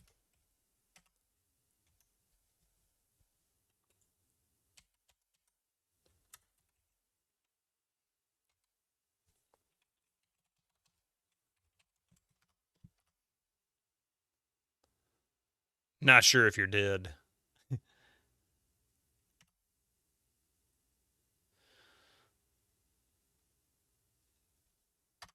Now what's going to happen? Is there somebody else going to try and come and kill him? I mean, Larry's not exactly a good guy, but he doesn't deserve to die.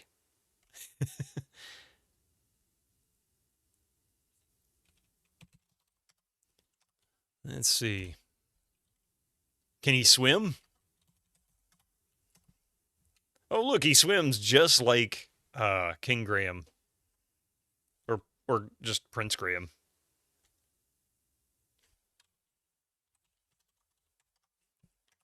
Everything, look, pool. Everything around you looks so wet. Hello, you say? There's no response.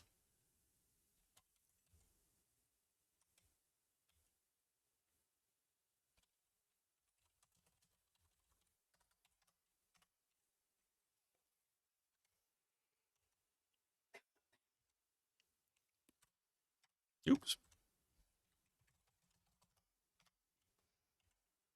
That was refreshing. And he definitely would have drowned if you hadn't a tight swim because Ken Williams. Yeah, I've played enough King's Quest to know that.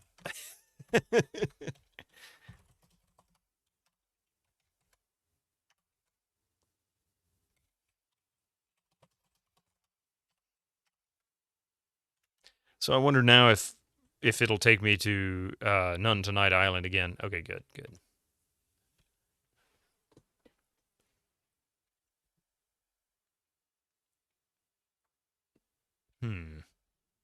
Lucky we don't have to type breathe every 3 seconds. Hey, don't give them any ideas. They might go back and remaster it just to add that.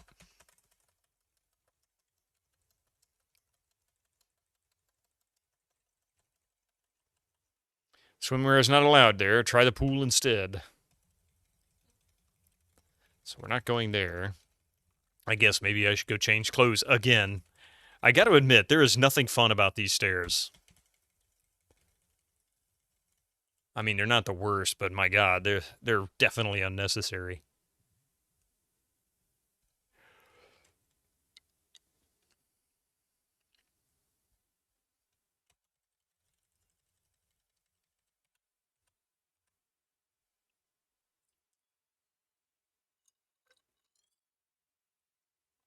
Night has fallen on the good ship USS Love Tub, so you head for your bed and a few hours of relaxing sleep.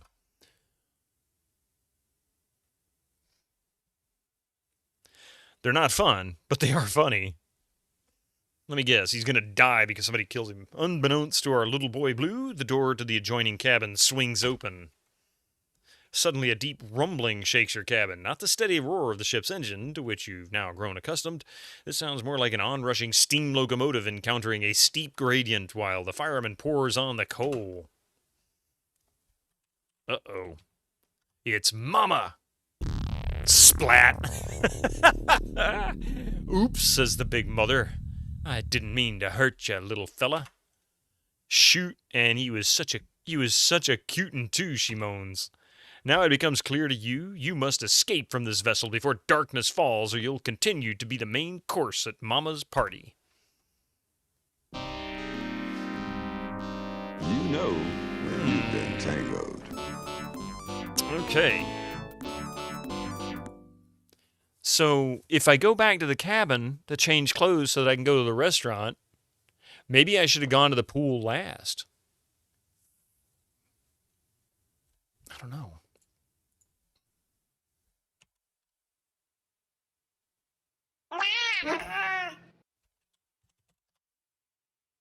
Soft lock 1? Is that it? Am I soft lock? By the way, just so people know, I do not consider someone saying, hey, by the way, you are now in a position where you are soft lock. Just stop and find an older save. I'm good with that. I'd rather not waste your time or my time if somebody wants to tell me. The timer starts the moment you get... Oh, okay. Okay.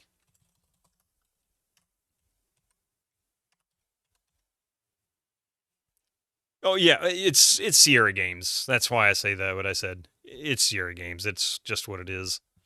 But that's the first mention that there's a timer. It's not visible that I can see. Is there?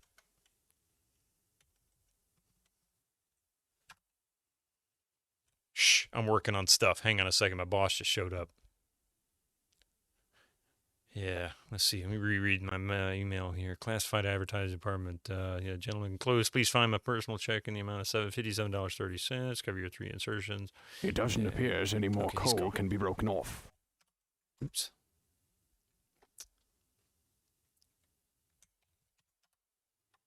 Sorry, but from here, all you can do is restart or restore or save game. Oh no! Hope you didn't get caught. I love it.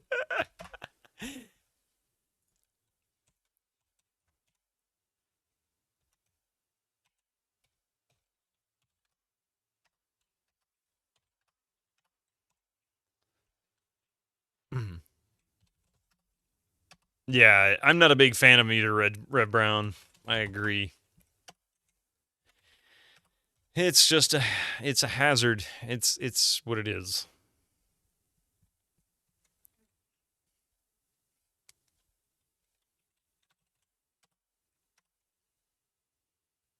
I guess no running on ship, huh?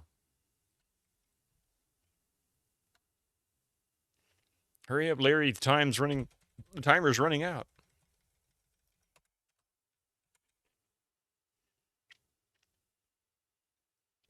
I wonder how much time there is.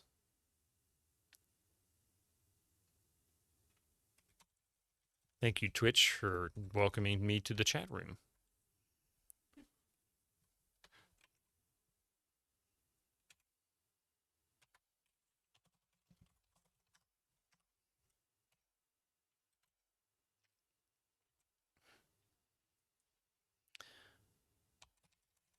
Oops.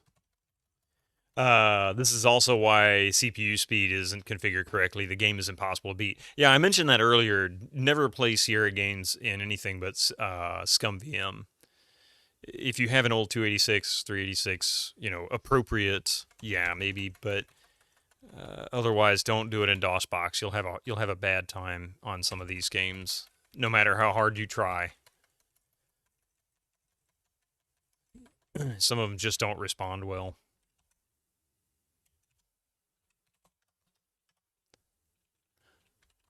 Okay, the revolving nightclub has a television set behind the bar and only one empty stool. There is a complimentary bowl of spinach dip at the left end of the bar. Wait.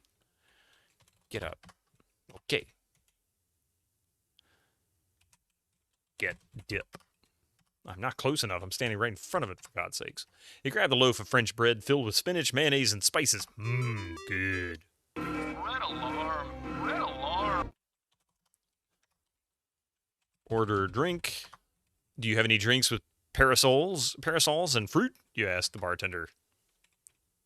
But of course, he replies. Allow me to fix you the specialty of the house. Heavy on the pineapple, okay? You ask. No problem, he says. Somehow I would have guessed that. Let's see. Here's to you say to no one in particular. And he passes out and dies. Yep. Aha! Gotcha, you vicious devil enemy of the people, cries the bartender, subtly revealing himself as a member of the KGB. How's that for extra pineapple, you sap? How the acid burn my armor. The bartender's Mickey has a desired effect. Has the desired effect upon your central nervous system. You give the KGB no problems during transit to their local headquarters. We'll drop by there just to see how you and they are getting along.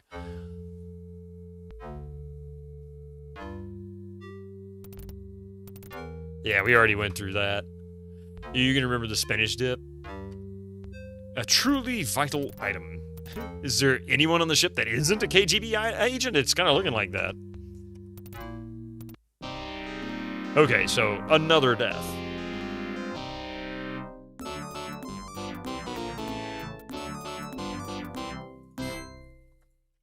Larry's doing more dying than anything.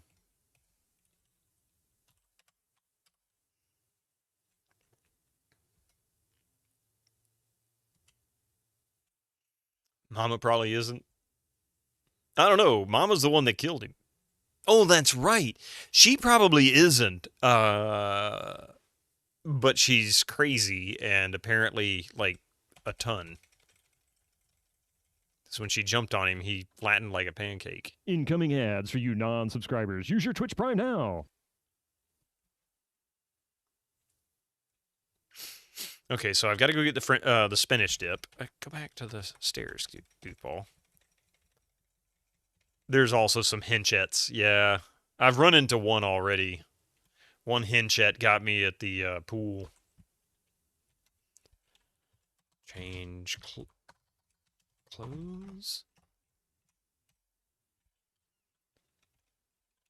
And what's next?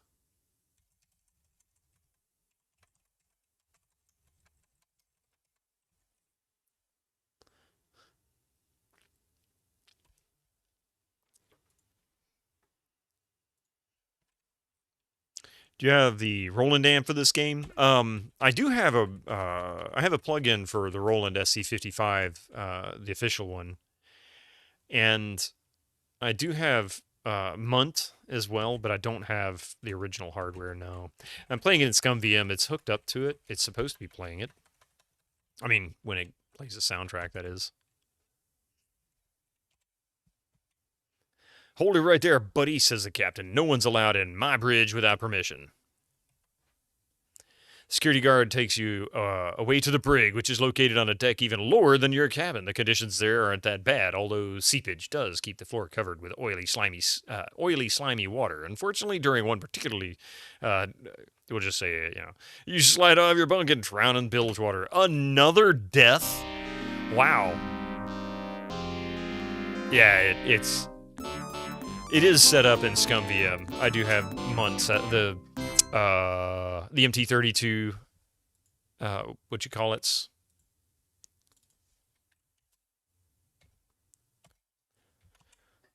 So what am I supposed to do on the bridge? Oh, no, I waited to... Oh.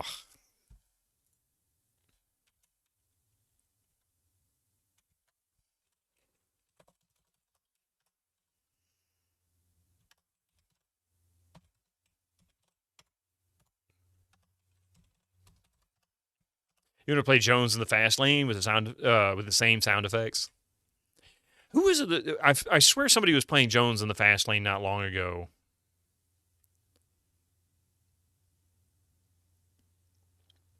And also, just wandering onto the bridge, really? You get thrown in the brig because you accidentally went through the wrong door?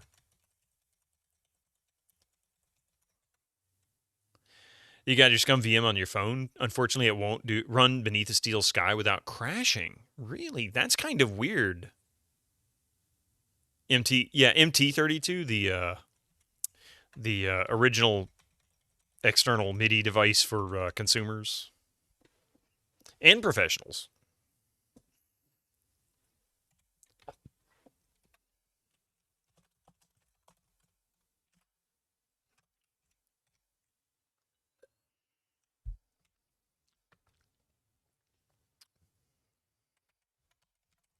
Would you get... There we go.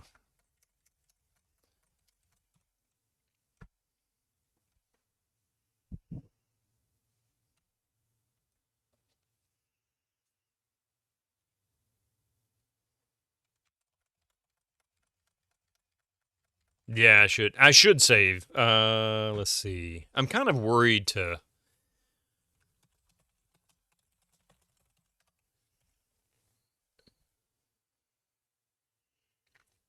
Looks like there's 2 other rooms I can go to. Aha! Wait! This is the same barbershop? Ah. Don't all the barbershops look alright? Like, it even has the same pictures and everything. Alright, hang on a second. We're going to pause it here for just a minute. Ads for you non-subscribers. Use your Twitch Prime now. We'll let these ads roll through. We'll be right back in just a few minutes. Well, actually, it might be like 4 minutes. Starting a little bit early. Be right back. Don't go nowhere.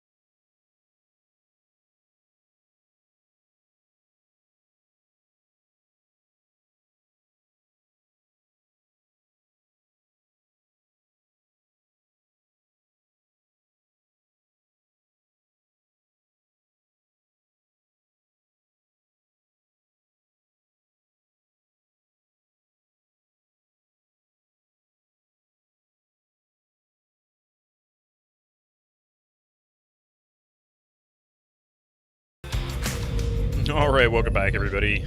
Thank you so much for that. Gave me an opportunity to take a short break. All right. Yeah, I'll probably have to start the ship all over from the start anyway, since once I've got it figured out. I think you're right. And I was thinking while we were on break, I was thinking about what it is that maybe they're trying to get me to do. And I think I know. The barbershop gave me the first clue just walking into it. It initially puzzled me. I thought to myself, why am I going into a barbershop on a ship? I already went to the barbershop. We did that on the mainland before we even left.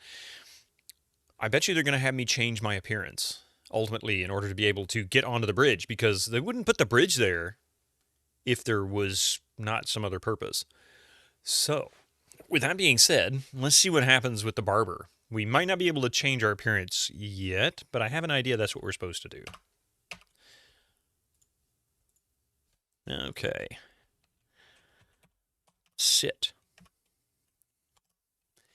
Is there anything you can do for this hairline of mine, you ask the barber. But of course, mister, says the barber. I've got exactly what you need.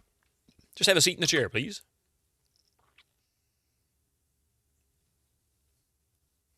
I'm waiting on you, buddy. Get on over here. Yes, have exactly what you need, he tells you. It's all the rage. The latest thing. You see it everywhere these days. In fact, guys make a lot of money do it with one of these.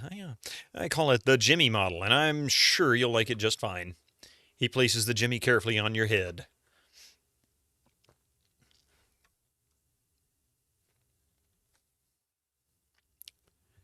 Impeccable fit, he cries, and for you, the price is right. Only $10,000, but I like to consider it more of an investment than an expense. $10K for a wig? Oh, what the hell. It's not like it's your money. Why not let those suckers who paid for all those Lucko-Bucko tickets treat you to a new look? I'll take it, you tell him, and peel off 100 hundreds from your rapidly depleting wad. Right. So now he looks like Colonel Sanders. The barber bids you farewell with a sweet bless your heart.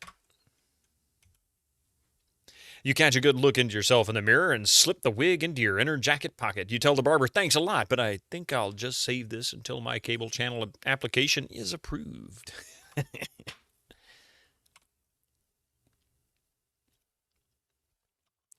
All right. Larry Mophead, we like to call him.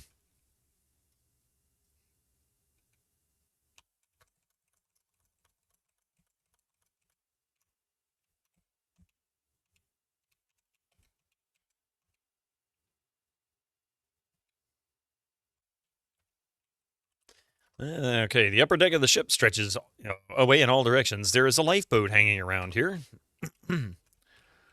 Look, lifeboat. It's firmly attached to its mooring apparatus by ropes. There is a chain preventing you from falling over the side of the ship.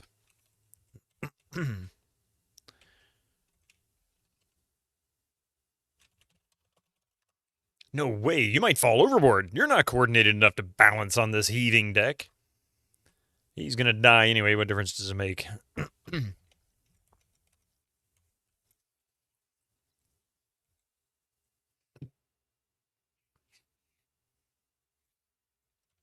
Yeah, that's what I thought.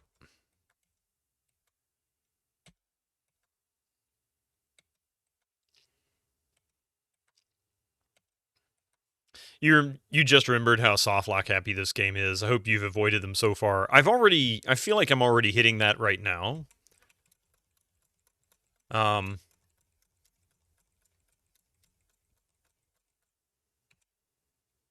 Let's see. Not going to get a drink, that's for sure. I've fallen for that one already. Get dip.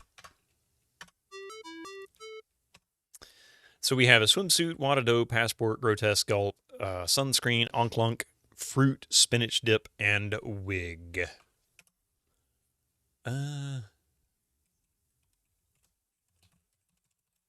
Larry is you. We walk in, grab the free food, walk out. Sounds like half the people in like Sam's Club or Costco. I need lunch. Okay.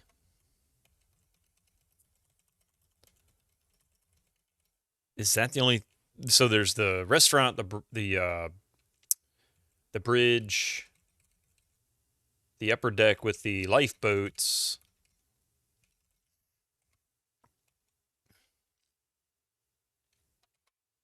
I'm not sure what to do from here. Where is there a...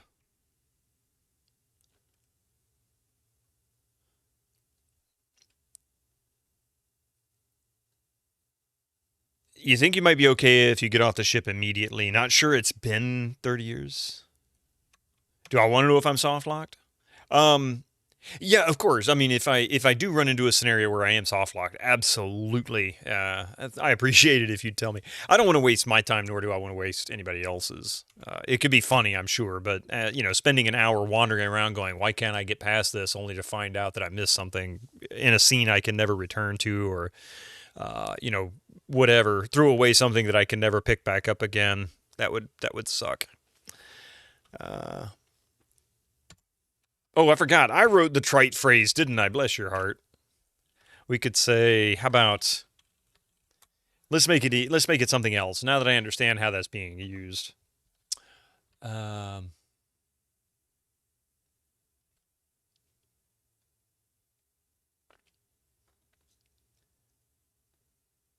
The dip is just there to kill you later. You don't need it. Oh, really? So it's...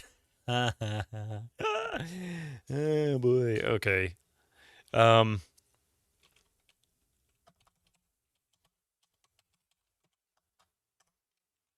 you find something in Mama's room? I did not.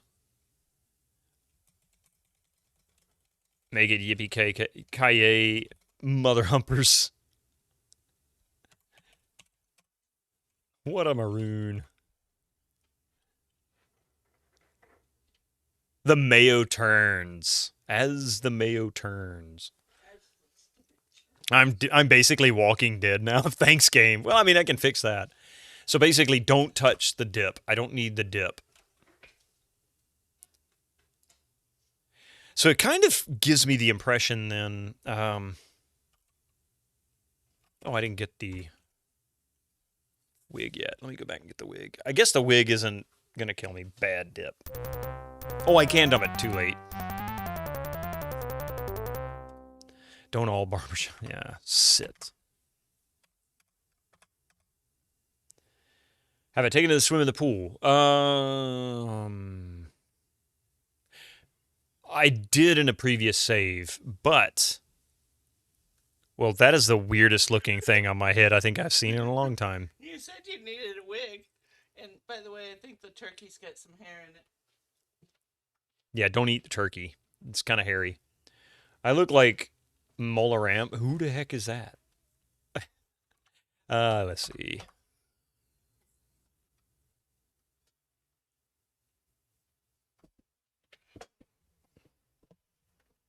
It's the villain in...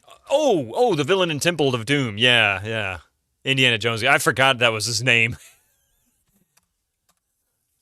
Kalima.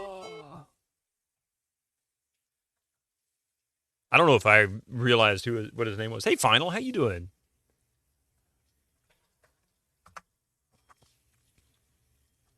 $10G for a mop head, yeah. And he doesn't even wear it out of the room, you know.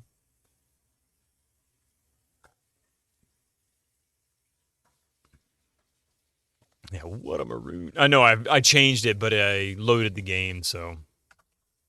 Yeah, you know what? I'll wait, because I'm going to probably have to go back to an earlier save before we got on the boat.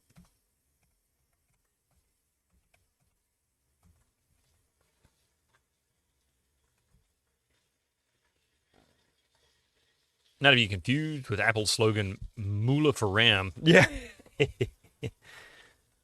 Get in lifeboat.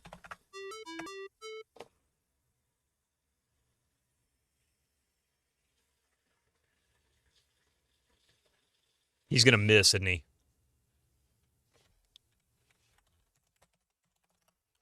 It is firmly attached to his mooring apparatus by ropes. There is a chain preventing you from falling. Yeah, we got that. Lower lifeboat. Good idea. But you find nothing here to help you with that. It's going to save your life one day?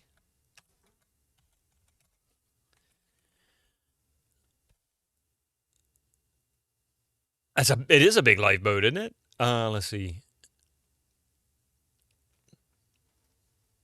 What did I miss?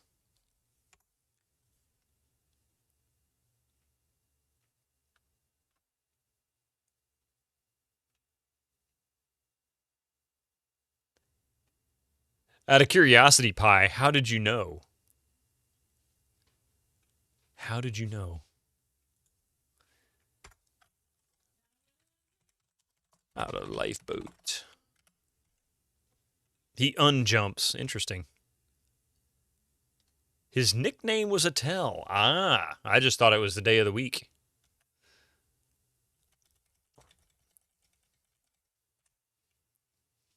I never assumed anything differently.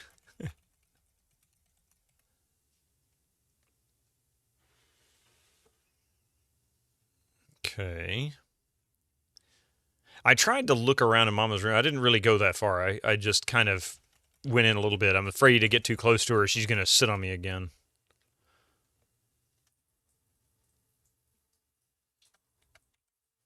Yeah. Okay.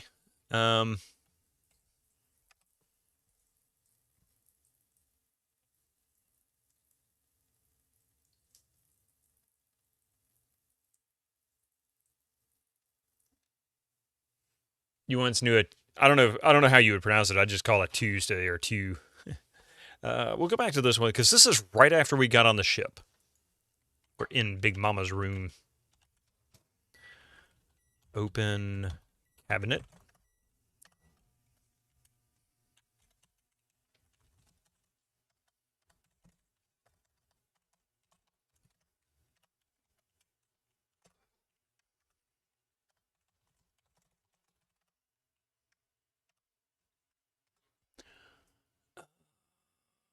Let's see. Give fruit to Mama.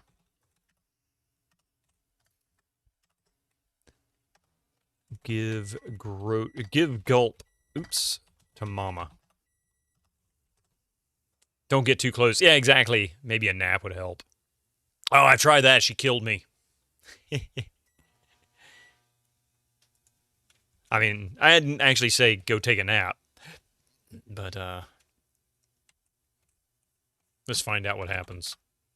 There's no time. Yeah, you wouldn't let me do it. Nap.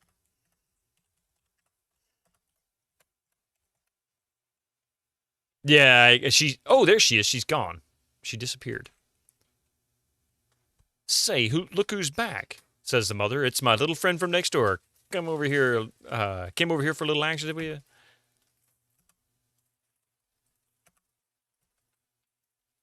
Yep, I've been looking for a man like you ever since my mister had his big one. What do you say we have a little fun? You do like having fun, don't you? Uh-oh. Hop on over there on the bed. He didn't hop, she threw him. Oh wow, I think I missed the cabinet before. I was too busy watching that going, oh my god, he's beating the snot out of him. Just leave and come back, yeah.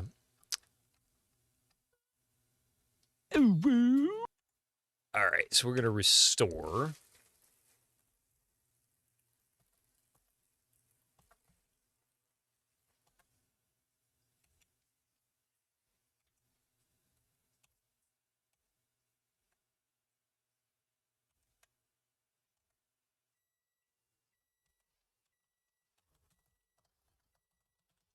Nightstand.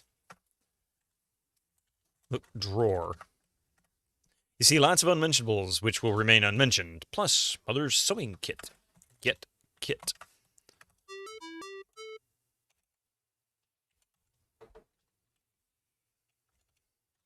Closed door. Get your fat ass out of the doorway first. Again, really? Hey, Abstractism, how you doing this evening? Look kit. What if Mama misses her sewing kit? Who cares? Oh, wait, that was not a sewing kit. Is it? No. Oh, yeah, it is. Yeah, it is. There's the thread. There's the I forget what they call it, the little threading bobbin, whatever that thing is. A couple of buttons and a couple of needles. Oh, you were trying to remember where you get the sewing kit. Oh, well, we now know. I didn't know what was in there. How's things going? Well, Larry's looking for love in all the wrong places. With me, apparently. How's LSL? It's good. It's really, I mean, other than it's just really, really, goofy. If you're playing on less raunchy level, it will say, please move away from the door. It does. I like that. You keep the language a little bit lower key, cleaner.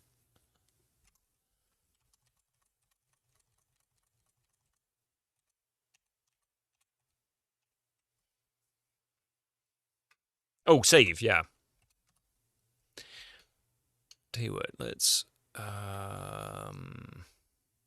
we'll just do a new save. Or sewing kit. Yeah, because the kids can't hear. It can't be here and get your fat ass out of the door.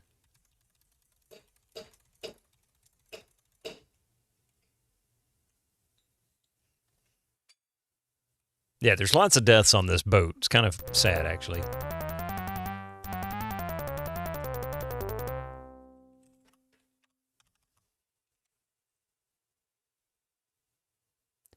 Did you ever peep the... I think I missed them. I never saw any binoculars. I must have missed that. I mean, I can go back and look. It's, you know what? Let me get this wig. We'll save it, and if you want, tell me where. We'll go back to an earlier save, see if I can find it.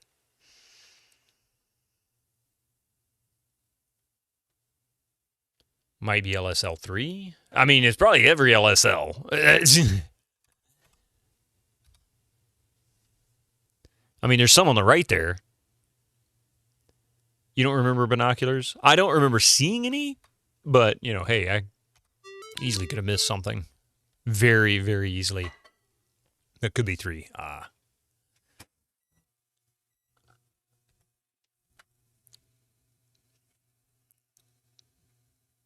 Oh, 3 has in the start. Okay.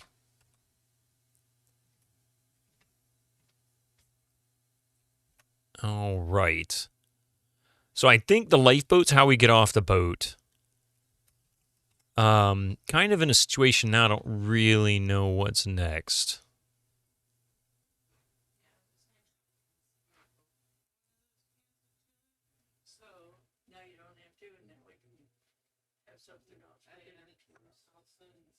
Okay. Use sewing kit. Oh. Is that your catchphrase? That's what I put in there, the trite phrase, yeah.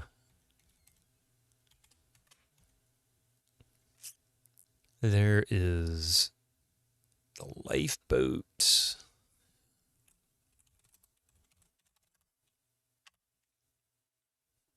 But you find nothing here to help you do that. I'm guessing it's on the bridge.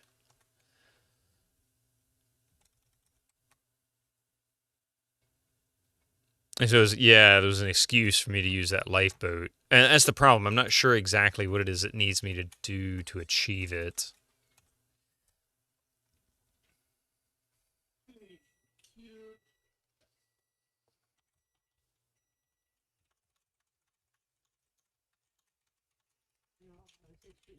I wonder if I can go to the right instead of onto the bridge. No.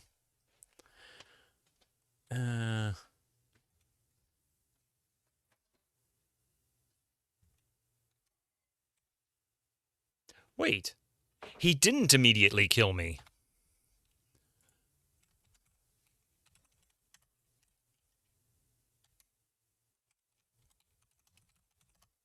You have the distinct feeling that you shouldn't be messing around on the bridge of a large ocean-going vessel. So far, the captain hasn't noticed you. Can you get booze from the bar? You don't remember? I don't know. I'll have to go back in there and see. Something to look forward to. You better keep it that way. Sneak.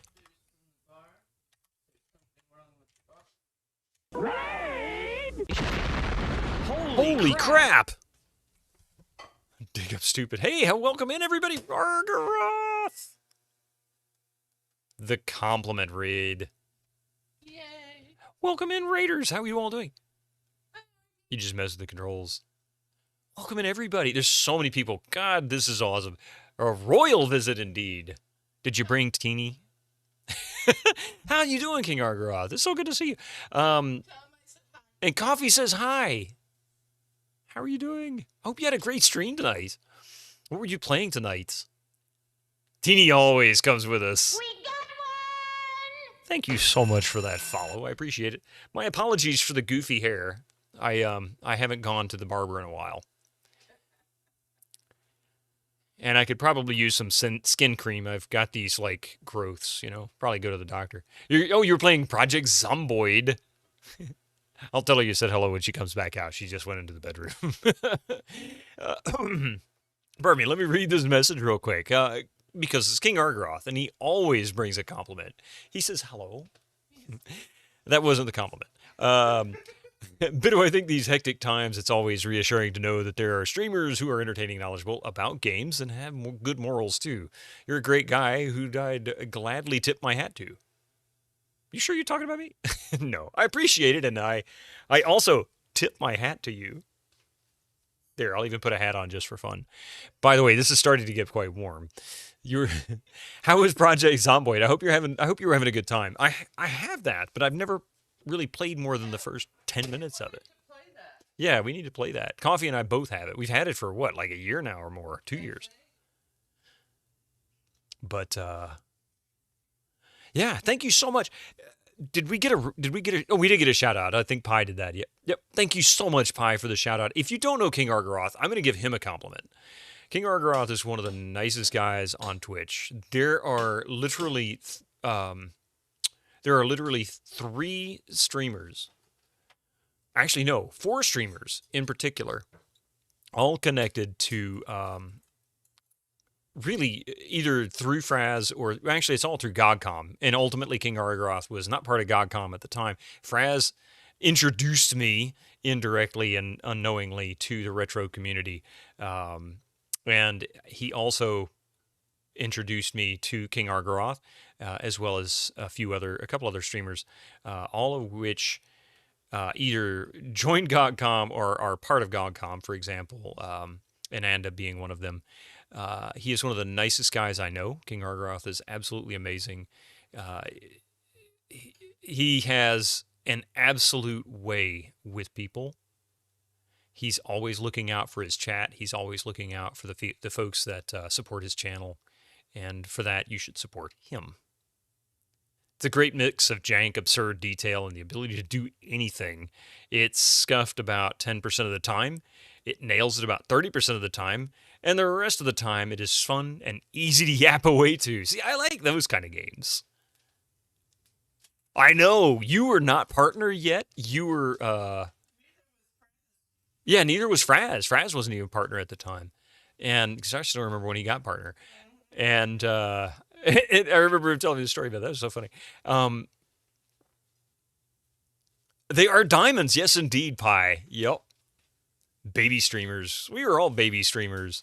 I mean, Fraz had been streaming for like 2 years when I first started. Argaroth, when did you start? You started, I feel like you started shortly before I did. He is an amazing human, isn't he, KP? And Coffee says, hi, KP. I don't know if you could hear her. Sometimes you could pick up the mic. I'm going to take this off. I am about to start sweating. Oh, man, that's hot. Welcome to Southeast U.S. It's starting to get warm here. In fact, hang on a second. Bear with me. I apologize. I'm going to open this AC vent that's right over me. Hope it comes on. I can lower it. I can get it.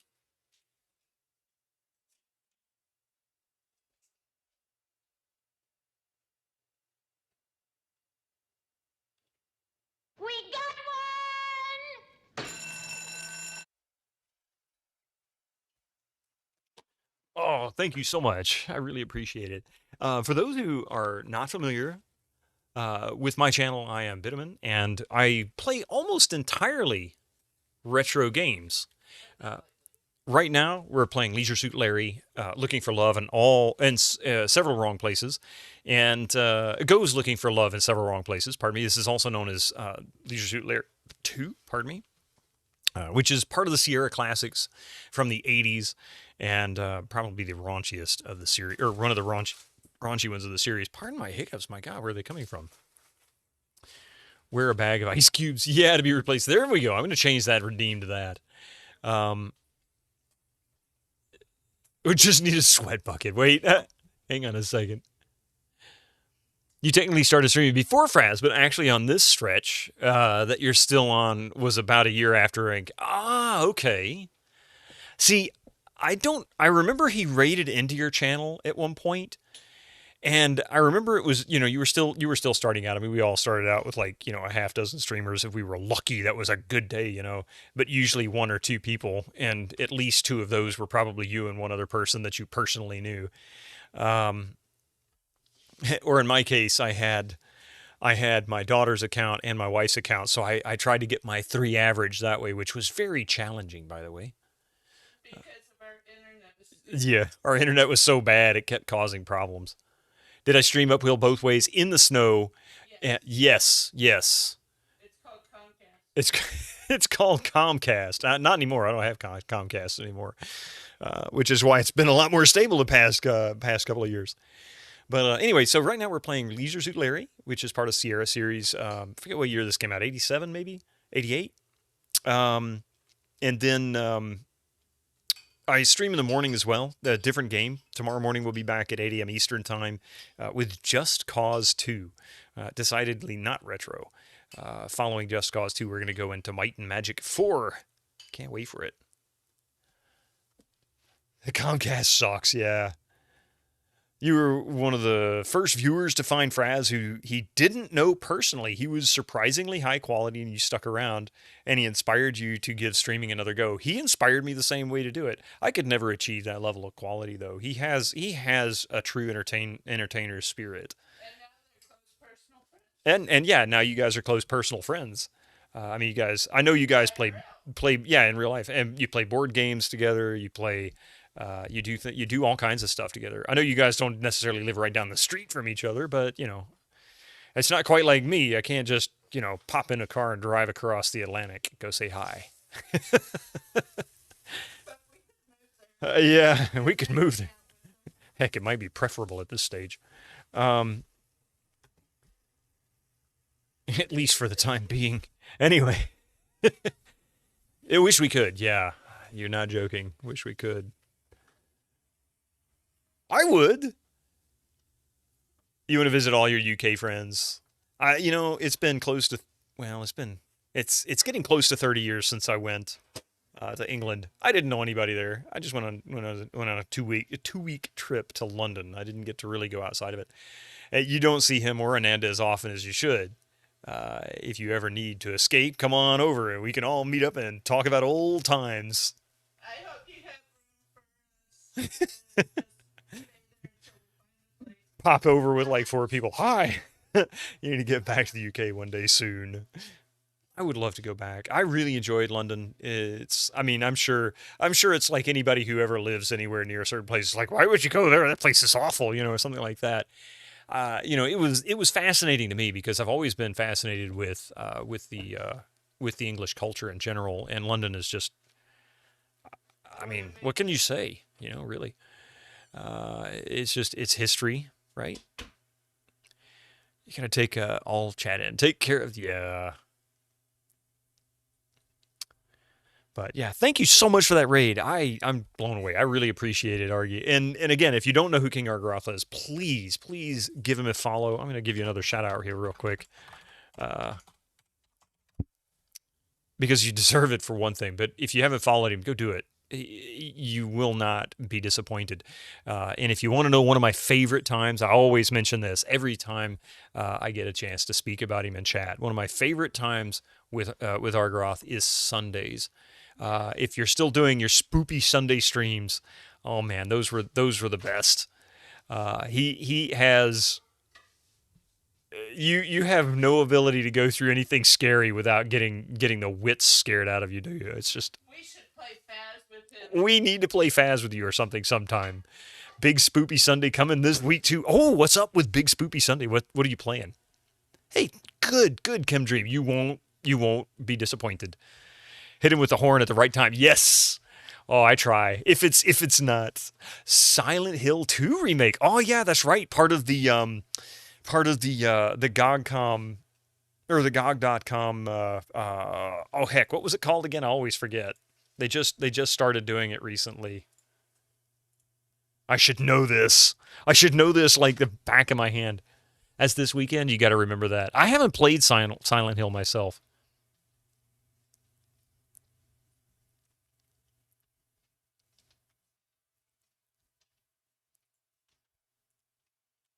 Yeah, preservation. That's what it was. The preservation thing. Of course, I can't spell either, apparently, so... Yeah.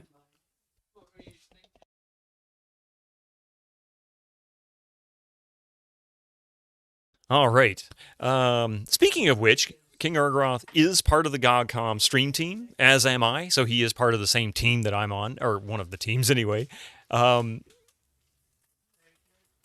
used to be streaming on Sundays. I know you kind of been on and off on it. Have you, or at least I believe that was when you were scheduled, or when you were scheduling yourself.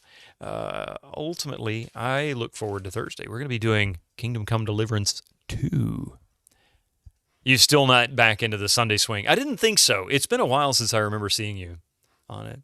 If you pick up a PS1 streaming again, Silent Hill 1 is a great choice. The only reason why I haven't done any of those, Chelnov, is because, oh my God, the most popular discs, the most popular games for the PS1, oh, those can be painfully expensive. They might as well be $18,000. Out of curiosity, just because it's the easiest way to go look, I'm going to go see on eBay what they have.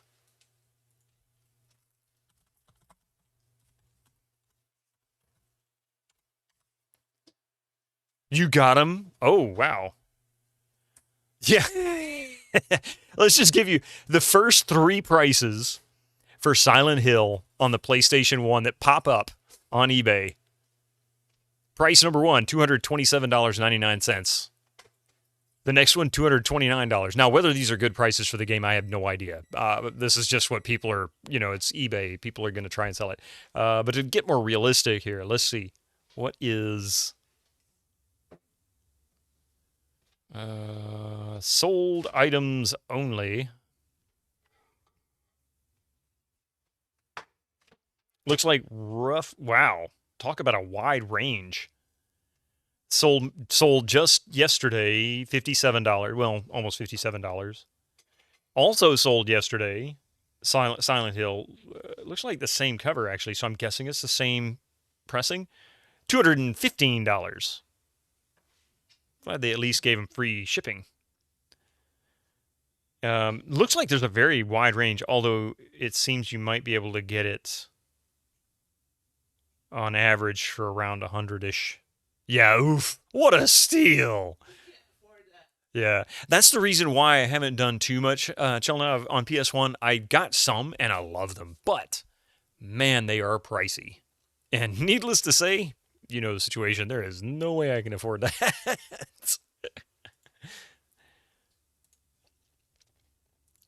But that doesn't mean we don't have plenty of DOS games. I do have tons of games that I still haven't played yet. Hey, Mac, how you doing?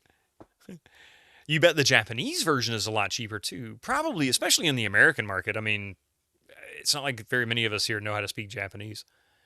Was it the PS Store or the PS... Oh, wait. And I appreciate the offer, Final, but yeah, that is insane. Man, that is some serious money. Makes you wonder if OG Suikoden discs drop in price. With the HD remaster a couple of years ago, it was around $80 there. Wow. But yeah, that's the key reason. So, and sadly, Chelnov, the other problem too is we only had one store within like an hour's drive of where we are that sold PS1 games. And that's where I picked up the vast majority of the ones that I had, usually anywhere from a few dollars to maybe 10 or 15 at most. PS2 games as well, so I picked up a couple of those. In fact, quite a few of them I actually did get from Final a while back, a few years ago, really, I think. Don't remember where she got it. You think she found it mostly easy, but oops, I'm sorry, bumping my desk and makes the camera go, ooh.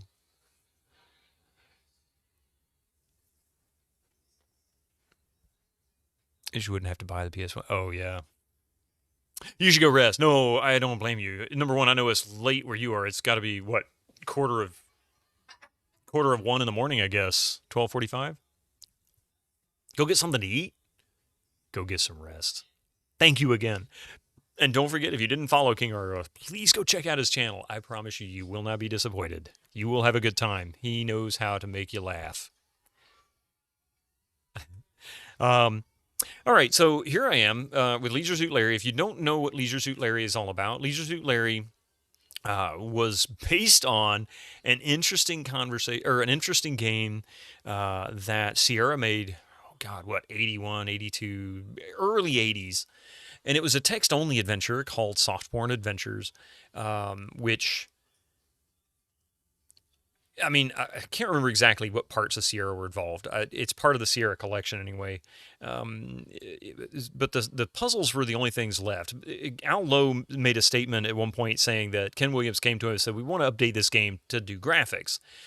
Al Lowe said, well, this isn't really going to work in graphics, I don't think. So he decided to try and keep as much of the puzzles and sort of the basic storyline, built Leisure Suit Larry.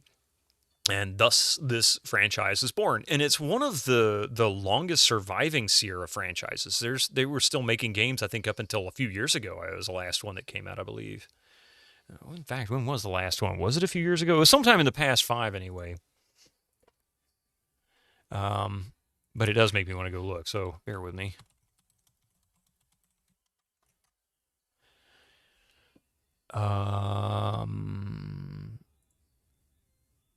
I think Silent Hill 1 is the free-to-play on PS3 if you have the monthly subscription to play the games on their network.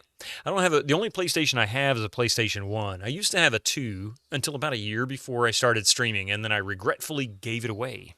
I should not have. I feel so stupid for doing it, but it wasn't a thing at the time, you know? It was just an old console. I wasn't really playing it. It was just collecting dust, and I didn't want to, you know... let's see, where was it? The very last one. Oh, excuse me. It wasn't. It was 10 years ago or 12 years ago, 2013. For some reason, I thought another one came out. Oh, no, I was wrong. Yeah, there it is, 2020. I was looking at remakes and remasters. So 2020, yeah. So 5 years ago was the last one. They did one in 2018, and then before that was 2009. So they've been making these things for ages. Looks like there's a total of 1, 2, 3, 4, 5, 6, 7, 8, 9, 10. Is that including the remaster? Doesn't look like it. First one was introduced in 1987. This game that we're playing here came out in 1988. And they're just raunchy games is really all it is. So right now I'm trying to figure out how to get off this cruise ship. Let's see if we can work that out. I'm not really sure how to do it, but I think we're going to create a scenario here. Click. There we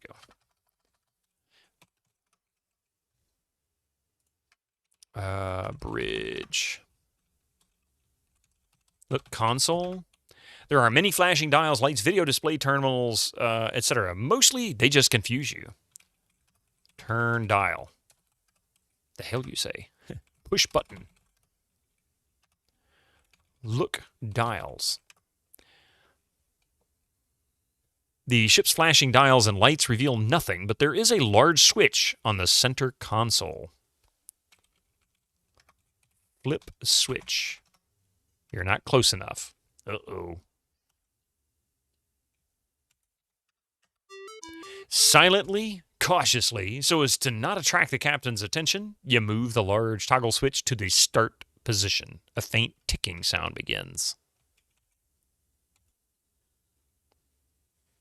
Look out, Larry!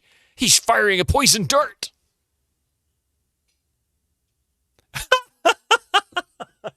I thought I was dead again. He saluted before he died. At least he missed you. However, the captain lies dying on the deck, and the ship is drifting helplessly on the high seas. I think we have a reason to get on that lifeboat. What do you think? You know where you've been tangoed. Hey, I didn't die, Reg. Through your ineptitude, you've allowed your captain to be killed by the KGB poison dart. Unbeknown to the passengers and crew, the ship now charts its own course. A course, of course, that courses you straight to the nearest reef. Perhaps you'll miss the reef and miss the grief, save the ship and save the day. Perhaps you'll even escape safely. Ah, no way. You knew better than that. I guess we did die. Way to go, Larry. There are so many deaths on this thing, it's not even funny. I'm glad I saved it before I flipped that switch. Flip switch.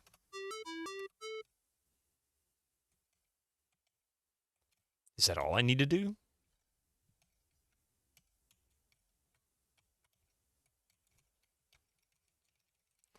Getting down these stairs is a trick. Way to go, Larry. The klutz rides again. Missed it. And yes, these stairs suck. They really do.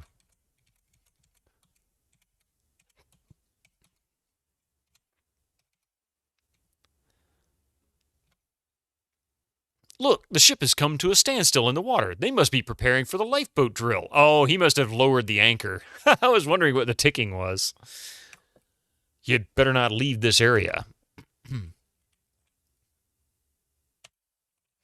Get on lifeboat. Right. You'll never get that thing to fold up. Get in lifeboat. Okay. Is there Sierra Stairs that doesn't suck? Not really.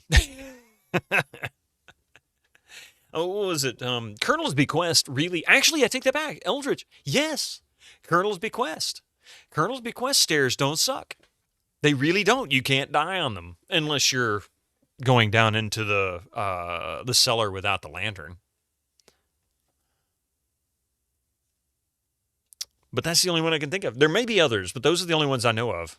The only ones I'm aware of. So, let's see. A siren wails a warning cry and the lifeboat begins to shake. You made it to the lifeboat in a nick of time. So I guess I did the right thing.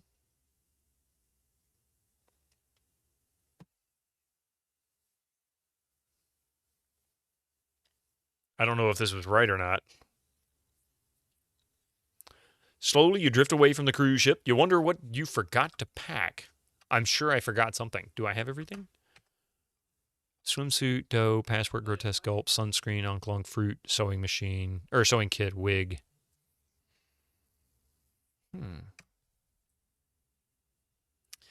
Stumble on stairs and fall to your death probably works as a prompt in all of them. Pretty much. Is he dead again? You can never tell till he dies. Will you survive? Stay tuned. It's Sierra. Probably not.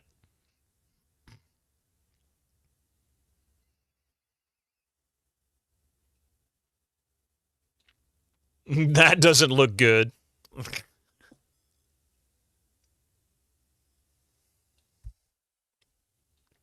And as the good ship USS Love Tub slowly sinks behind the horizon, we rejoin your noble hero in his latest predicament. Okay, well, I can't type. And this is also a text parser, so I don't know if anybody's familiar, those who are in stream are familiar with text parsers. This is a text parser, which means you type messages constantly to interact with the game. It does have point-and-click options, but mostly... You know where you've been tangoed. Enjoy being dinner for the sharks, Biddo. Probably. It's funny how time flies when you aren't having fun. 1, 2. Oh, no! 3,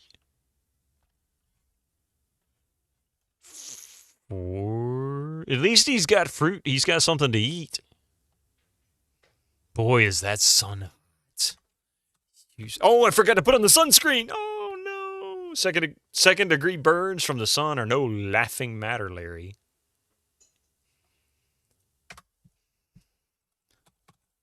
So I should have used the sunscreen before jumping into the boat, huh? Because he won't let me type.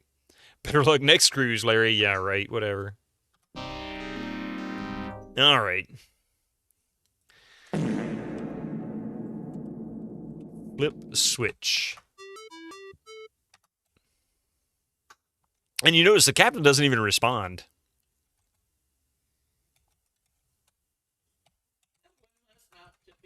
Yeah.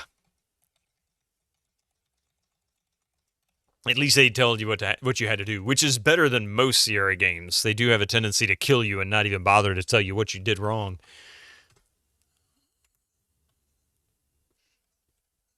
And yes, tab is your inventory. You can also just type inventory, which is one of those cool things about text parsers. You don't even have to type the full word. You can just type invin, or I think even inv. Yeah, inv will work.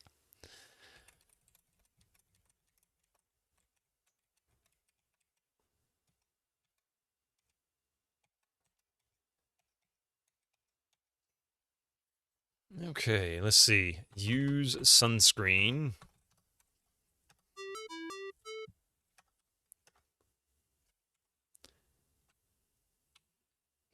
Get in lifeboat. Is this going to kill him? I like how he prepares his jump. He does it like my cat when he's trying to make a difficult one. He's like...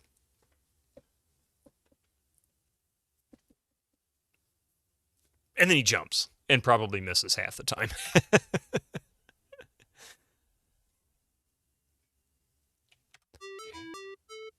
He's just giving me points, right?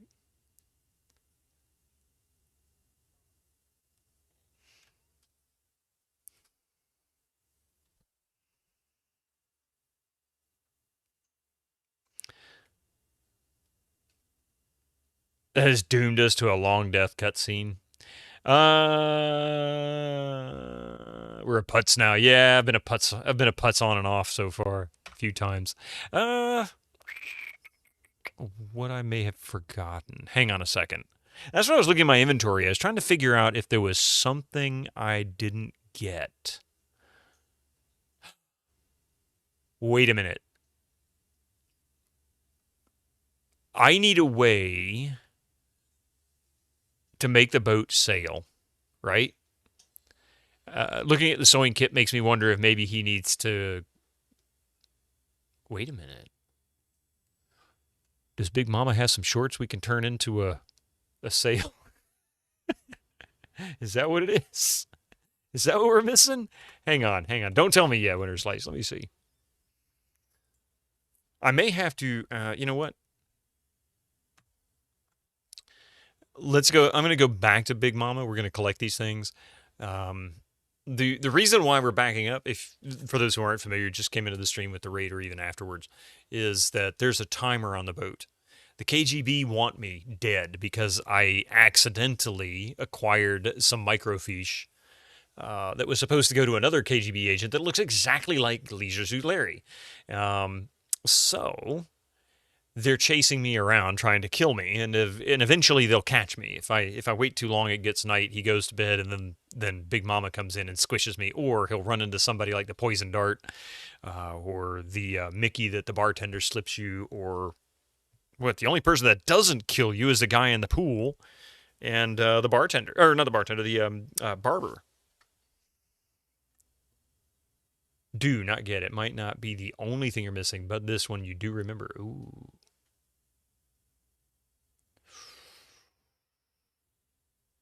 I need to do... How about I go back to the bridge for a minute?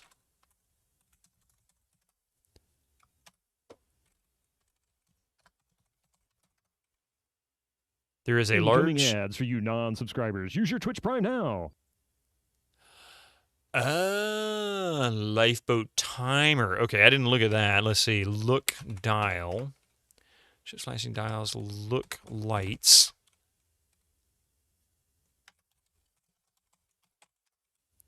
He's intently steering the ship. Don't disturb him.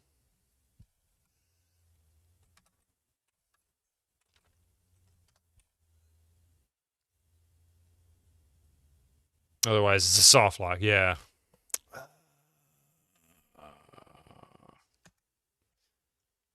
Tell you what, for the sake of time,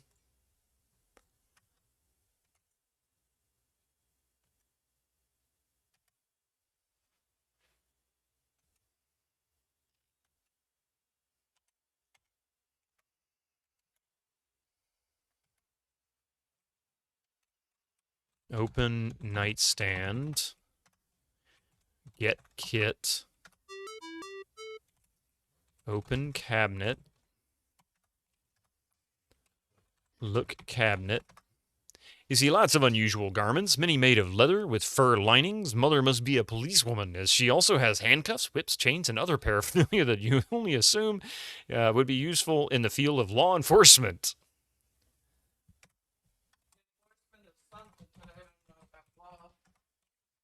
Yeah, better things to do. Try to find some. Yeah, right. Poor innocent Larry. There's nothing innocent about him. Something I need to do, because I didn't go to the restaurant, and I also didn't go to the pool after this save before we started the lifeboat timer.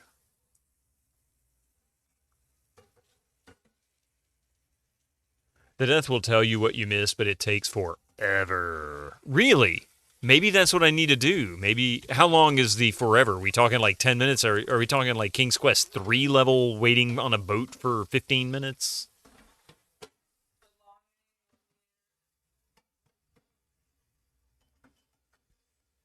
It's not that long. Okay, good. Because I hear that was the worst. That really was. Like, geez, come on.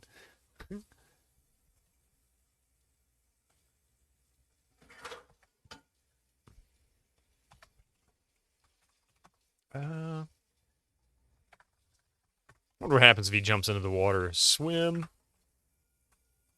Oh, he won't. He won't swim. Oh my God, he won't swim with his clothes on. He has to be in his Speedos. After the sun's... Oh, okay. Nothing takes as long as the KQ3 timer. Well, I tell you what. Let's just... since he's dead anyway. Let's see what it is. Level of waiting. I mean, it was a nightmare, wasn't it, Skyfall? Flip switch. Okay, let's see what happens with the sunscreen, and we'll go from there.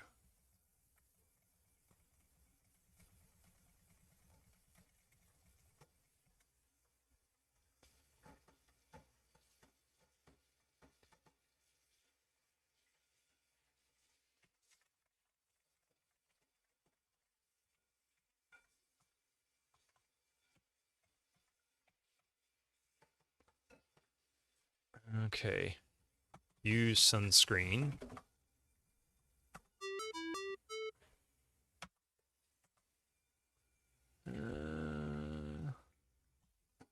Get in lifeboat. Okay, let's see what happens. At least the KQ3 timer counted upwards. That's true. This one gives you nothing. Like, it doesn't tell you anything. What have you done, Larry? And the captain never responds to it. It's funny. Oh, man, we got ads coming here, too.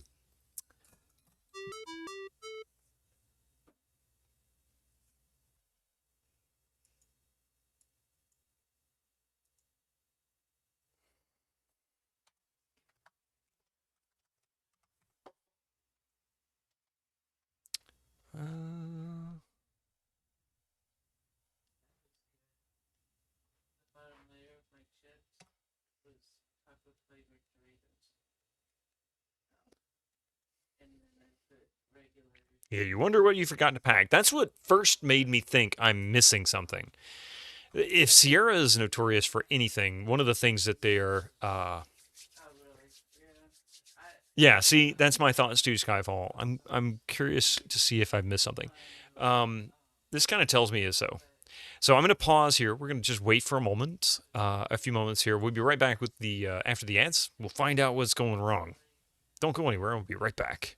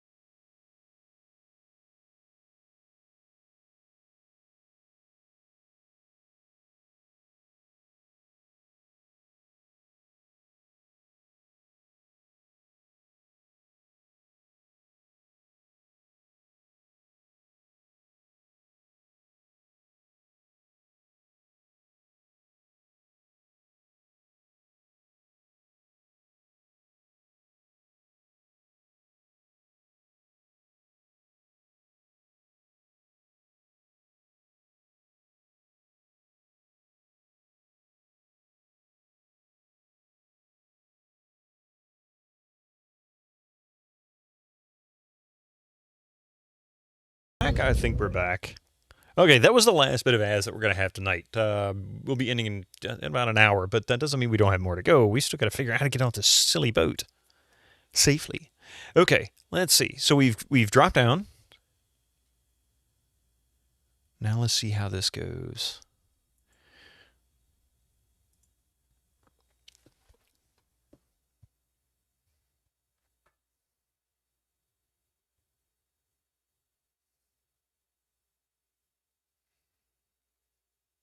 And probably you said it takes forever. Hopefully it doesn't take like if it takes a few minutes, it's worth waiting. See what happens. Hopefully it'll tell me. So far it's been good about giving me pretty good hints. As good ship sinks behind the horizon, you'll enjoy. Yeah. Okay. Blah blah blah. At least he's got his sunscreen on. It's an inevitable death. There's no question about that. So, oh, I can't type. That's right. I've no control over the game other than probably click on the. Yeah, I can probably restore, but that'd be the only thing I could do. Isn't it funny how time flies when you're having fun?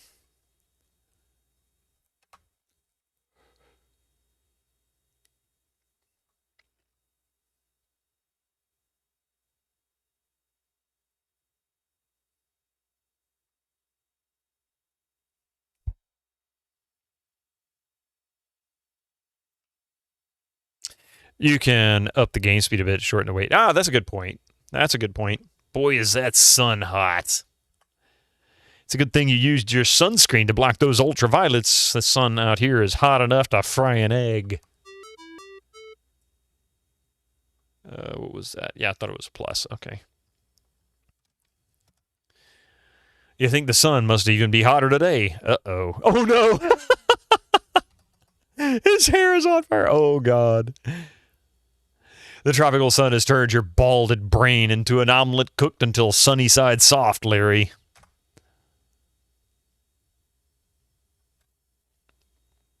Better luck next cruise, Larry. So it didn't tell me. That didn't tell me. That's disappointing. Okay.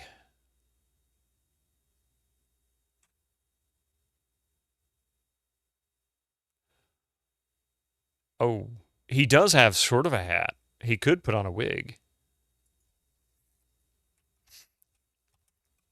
Flip switch.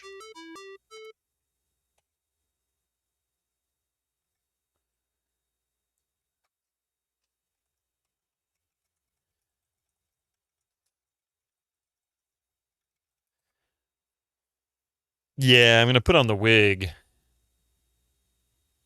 I think that's what I need him to do so that he doesn't get too hot.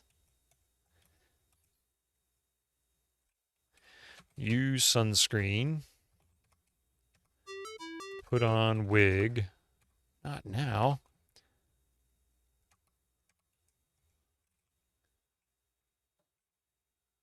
Wear wig. Okay, get in lifeboat. Actually, yeah.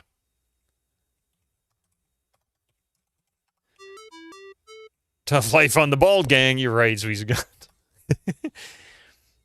I wonder how many cruises Riggs been on, huh? And Sunnyside Soft was Al Lowe's company before joining Sierra. Oh, really? I didn't know that. That's kind of interesting.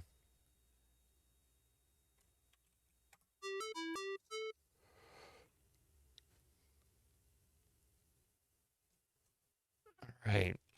Use wig. Be a perfect time. Okay, so there we go. 145 out of 500 points. I wonder if I can snatch that flag up there.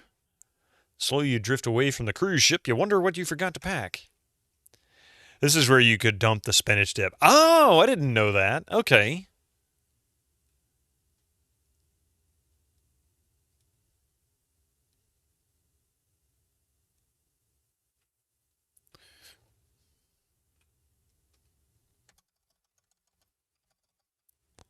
Speed it up a little bit. Oh, there he is.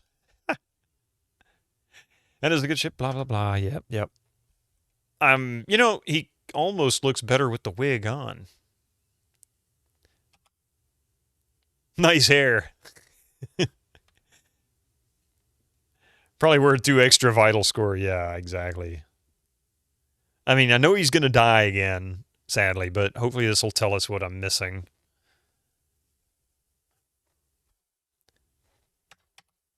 Good thing you used that sunscreen.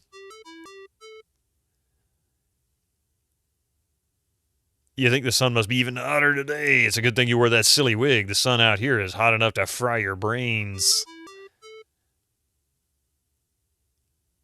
Your thirst becomes more and more intense with every passing day. Visions of pre-classic Coke float before your eyes. Pre-classic Coke. This was 1988. Classic Coke was what? Like, or the new Coke thing was what? Like 84, 85, somewhere around there. So that was really fresh in people's memories. You extract the grotesque gulp from your inside coat pocket, and you are surprised to discover it has retained its entire 32-gallon capacity. You don't have enough fluid to last you for weeks. But you're worried about your blood sugar level. Does soda hydrate you? With caffeine, it also will dehydrate you. Your hunger grows intense with the passing of days. Visions of Danny's pizza float before your eyes. You cleverly open the sewing kit you stole from Mother's nightstand. Extract a safety pin and thread. You patiently fish for hours, but eventually catch your limit. Your limit for raw fish is quite low. Oh, that's what the sewing kit was for. Okay.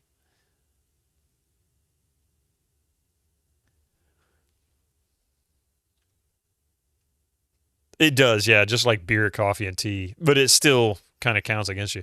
During a particularly rough storm, late in your 10th night at sea, your lifeboat crashes on a coral reef and shatters to bits. You grab the largest piece of wood you can, hold on tight, and survive the storm. The dawn finds you crashing through an offshore reef, tumbling through the surf to a gorgeous beach.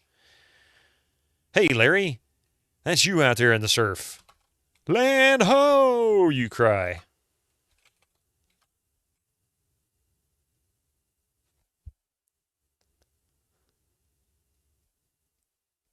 So unfortunately, it's a dead man walking situation.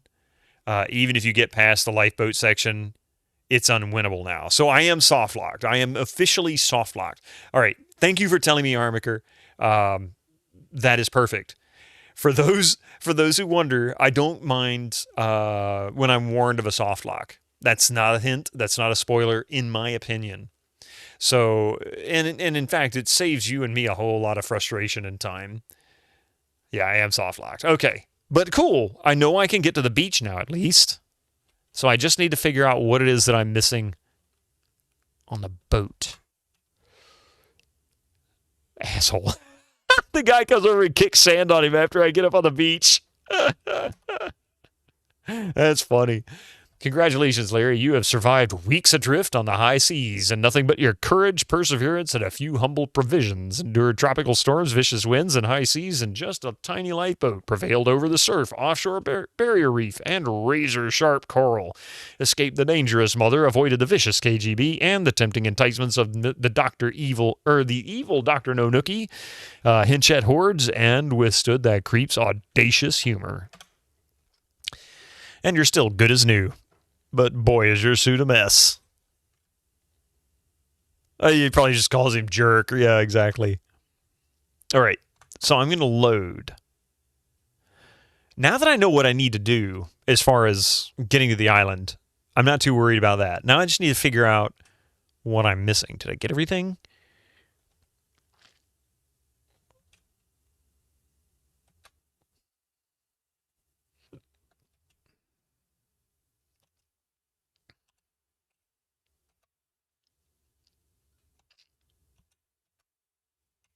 Okay, open drawer.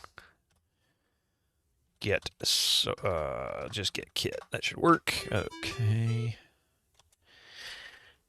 Open cabinet. Now, I have no idea what it is that I'm missing for the soft lock. Get chain. Get whip. Get leather. There's nothing in there you know how to use. I guess he's telling me just don't bother. I think I already opened this once. Open cabinet. Absolutely nothing.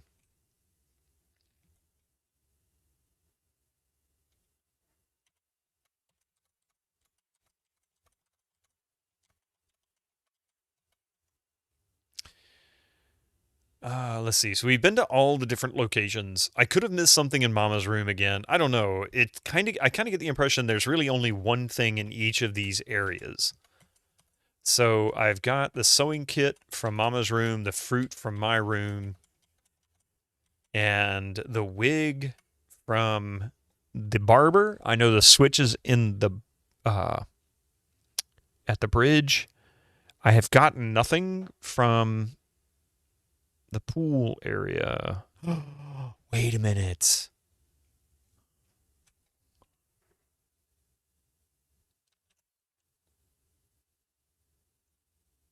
I'm thinking, yeah, look in pool. Is there something at the bottom of the pool, perhaps? There's one empty chase lounge in the pool. Look, bottom of pool. Not played this game, but one thing I noticed, how is the boat propelled? One piece of BDSM gear I'd look for is paddle.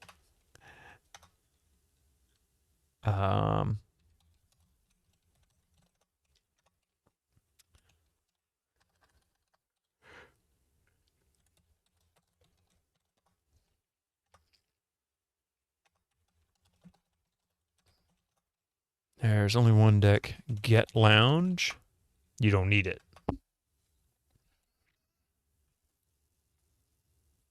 Let's see.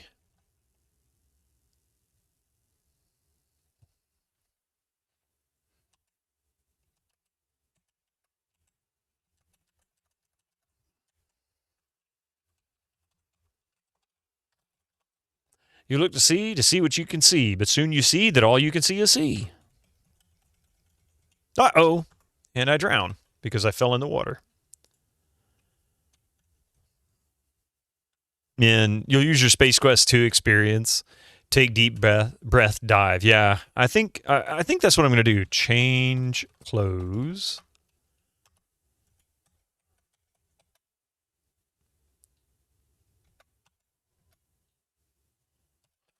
Open drawer. Get kit.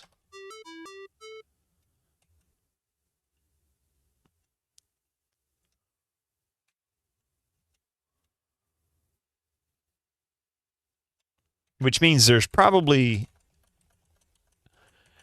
I bet you the restaurant up top, at the bar with the dip, that might be the one thing I'm supposed to pick up there, but it's a red herring.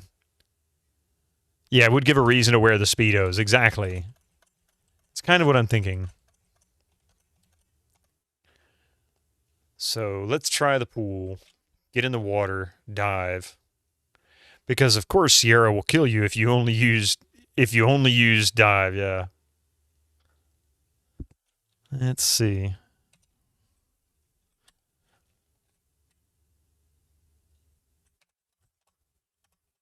Dive. Not here. You might hit the edge of the pool. Look, water. Everything around you looks wet. Look, bottom of pool. In pool. Dive to bottom. Aha! Why do I have to look at that guy's butt? Is that a bra?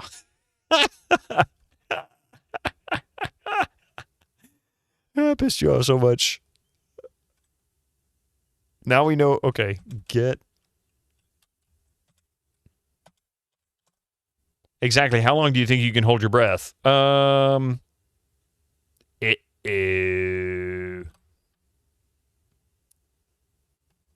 faster, Larry. Go faster. Come on.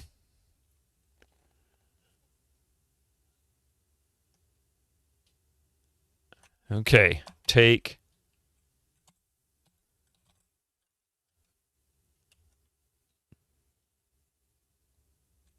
I think it's still counting keystrokes because he's still pushing forward and I can't control it.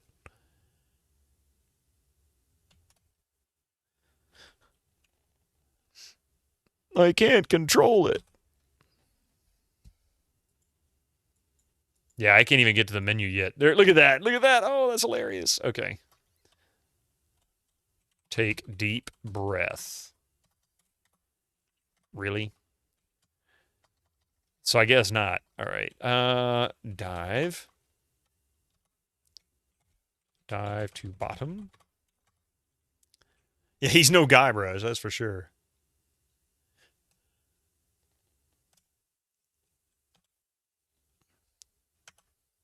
Oops.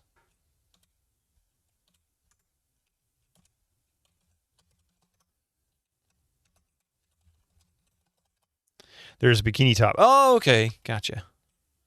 Get bikini top.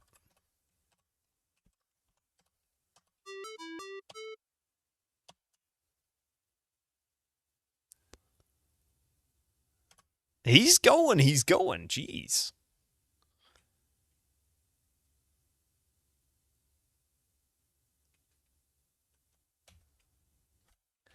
Get out. There we go. That was refreshing. Okay, so maybe that's what it was that I was missing. I wonder if I should just leave his suit. The all-important bikini top. And I don't think we have the wig yet. Nah, we don't have the wig yet. But does he have his... I wonder what happens if I leave him in his Speedos. Ah, I see. Yep. Okay.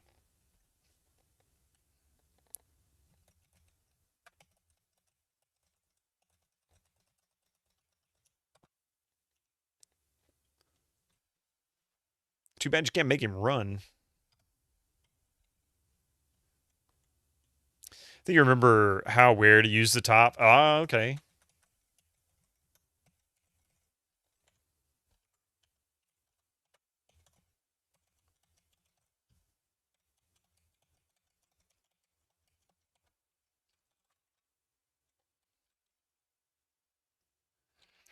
Now we gotta go change clothes again.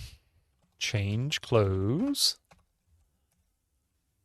So it won't let me do any of the stuff in the Speedos. Like, I can't protect his suit by just wearing the Speedos on the lifeboat.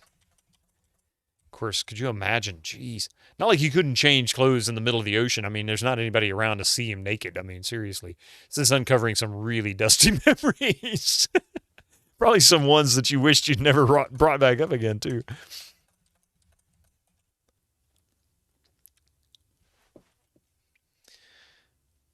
And the real question is I don't really want the answer to this, so I'm asking somewhat, what do you call it? Rhetorically, is there anything that's in the restaurant of use?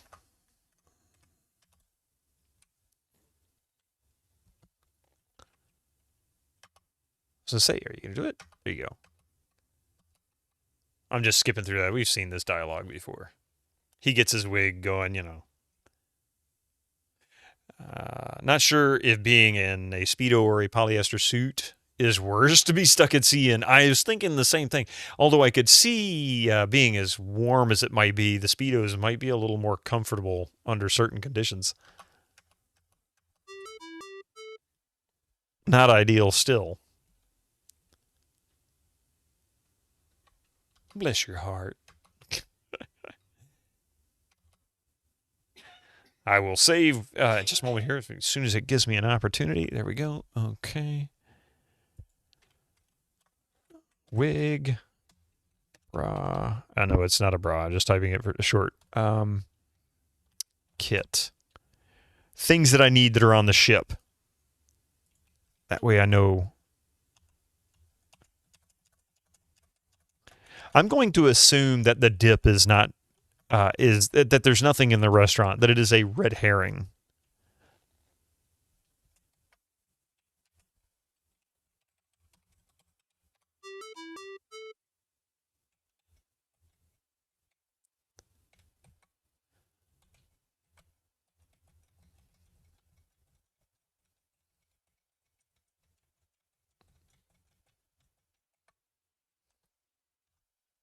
And kit. Lifeboat.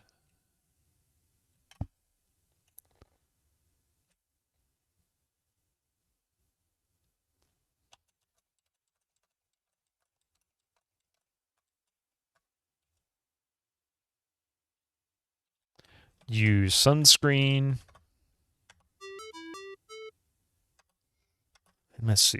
We got everything.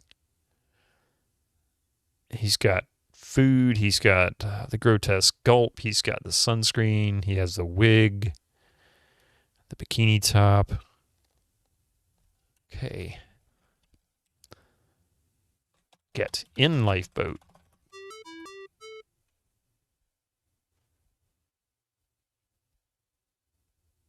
Could you imagine, if anybody, it's just remembering these soft locks. I can imagine if I'd have played this back in 88, 89 when this came out, the soft locks would have driven me nuts. What have you done, Larry? What have you done?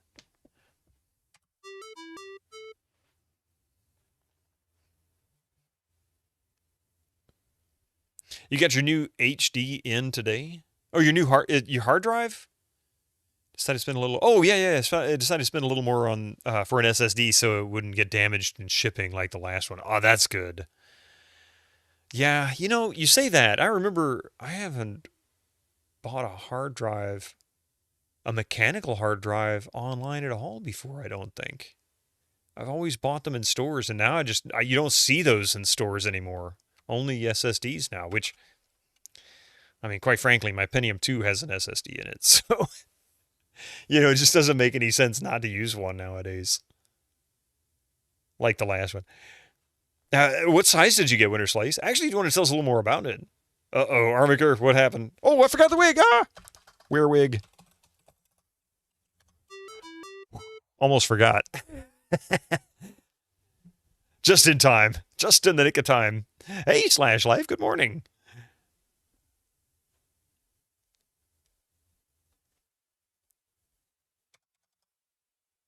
You have 3 SSDs in your machine? This one's got 2. Actually, it's got 2 M.2s, and then there's like 4 in the Plex server. Just a modest 2 terabytes. That's all I have. I don't even have that. I have 1.5 terabytes on the streaming this PC that I'm streaming from. I got a 500 gigabyte that came with the PC, and then I bought a 1 terabyte a few months after I bought it. Well, not even that long. Maybe a month after I bought it. Bomb Rocky, good evening.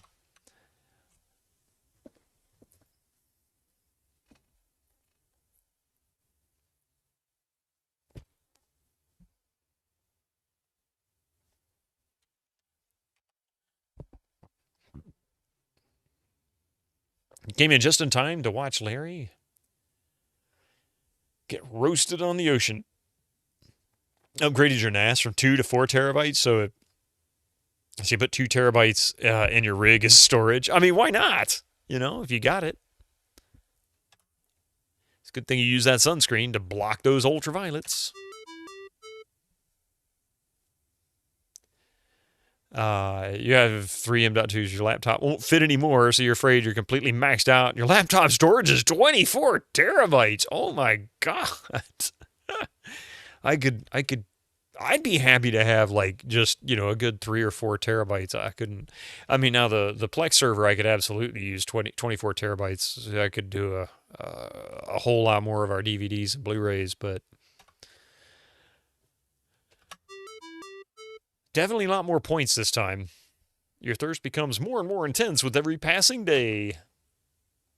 32-gallon grotesque gulp. 24 terabytes, that's crazy.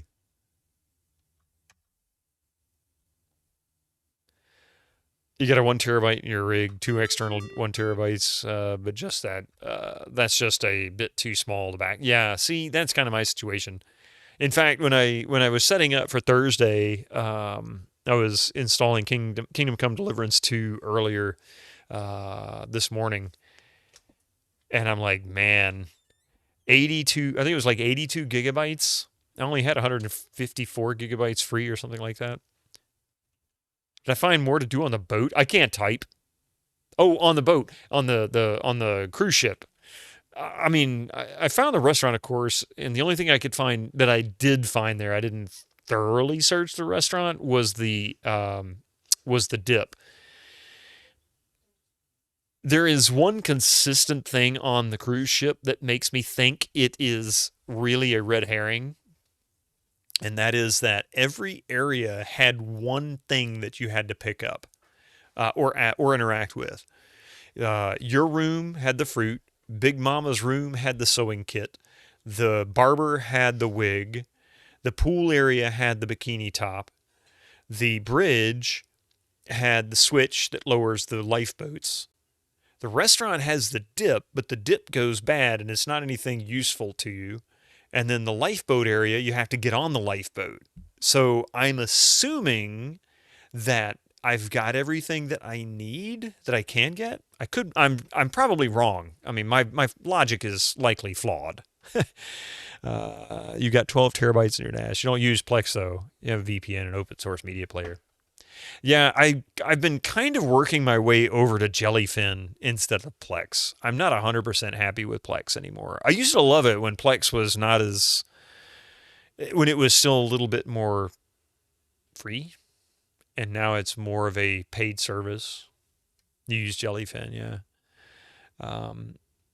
You got 3 in a row. Nice, Bum Rocky. Well, I'll be back tomorrow morning, 8 a.m., with more Just Cause 2 if you want to get 4 stream streak.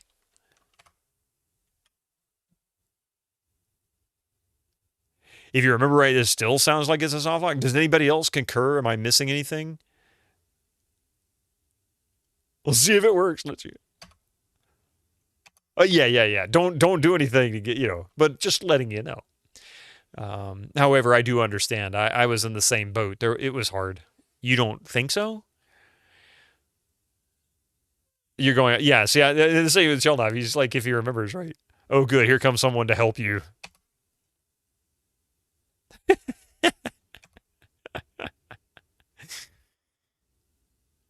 Congratulations, Larry. Yep. Okay. But it was in the same boat, then he went overboard.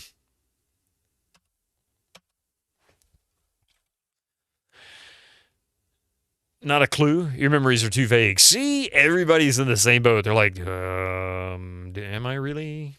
I don't know. But now you wonder, where am I? And what possessions survived your disastrous journey? Only the dough, passport, onklunk, and bikini top. You don't think you ever played this one? I've never played Leisure Suit Larry 2. I've only played the first one, and it's been a couple of years since I did that. You were on a beach of a beautiful resort hotel. Paradise. All right, so I got an idea. Save. Possibly. Yes, possibly sneezed. I shouldn't be soft lock now. Okay. You know what? I'm going to change this title. If soft locked, use previous save. Undeniably. That's got to be some soggy dough. It's not the bread kind of dough. It's cash. Hey, Nuke for Prez, how are you doing? Good evening to you. You are on the beach of a beautiful resort hotel, a tropical paradise for the rich and famous. In the distance, you see people enjoying water sports of all kinds. Look, umbrella. Take umbrella. The umbrellas are not important to your escape from this place. What? Money laundering? That's illegal, even when done with seawater. Hey, cash gets pretty soggy when wet. Yeah.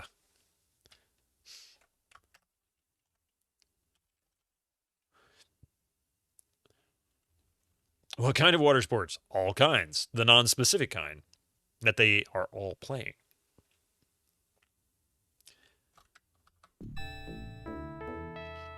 Interesting. Oh my god, it's a nude beach. Say, these people have no clothes on. What kind of place is this anyway? Oh my. Are you new around here? Good looking. Was that naked woman talking to you?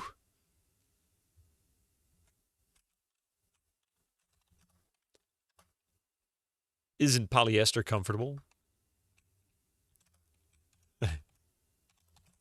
I mean, might as well fit in, right? There's already skin visible here. Try that elsewhere. I don't think I can climb over the rocks, can I? I can't type. Yeah, we don't want to see his... How scandalous, unless you grew up in Europe. Yeah, it is one of the weird things in this country. How dare you see me naked? Like I hadn't seen it before. Is that Al Lowe on the left side of the screen? You know, it very well... You mean him? That very well could be him. He could have inserted himself into it. I mean, it wouldn't surprise me. They inserted themselves in other games, I'm sure. It doesn't look like I can get over there. It seems like I'm blocked. Oh my God, is this going to be a maze?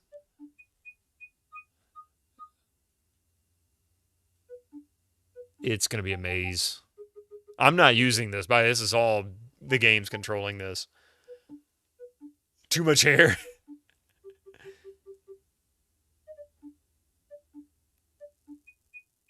It's Sierra. Every Sierra game has a freaking maze in it.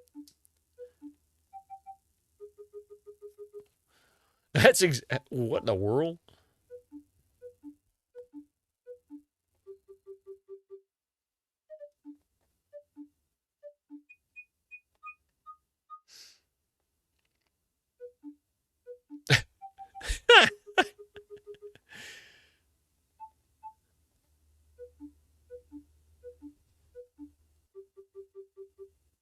Is merely extra points. Oh. Well, in that case, then, Sheldon, what was it? What was the thing that was missing? I'm not too concerned if it's not going to soft lock me.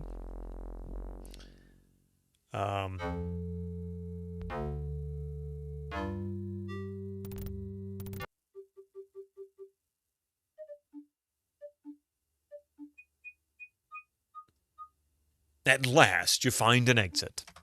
Oh, look! Sierra actually made me do a maze without me having to actually do it. But where does it lead?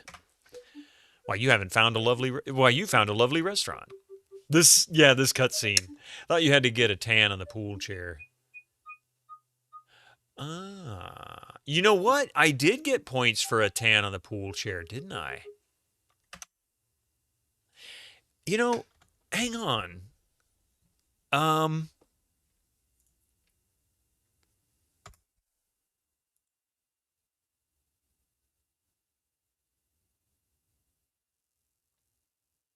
The dip is extra points too? Probably because it takes time and you have very limited time. I bet you it's timed out. You remember the tan as well. Let's do that then. Let's go for the extra points. Why not? So we're going to go back to Big Mama. Actually, I don't need to go back to Big Mama. I've already got his Speedos on. Let's see. Use sunscreen. Sit.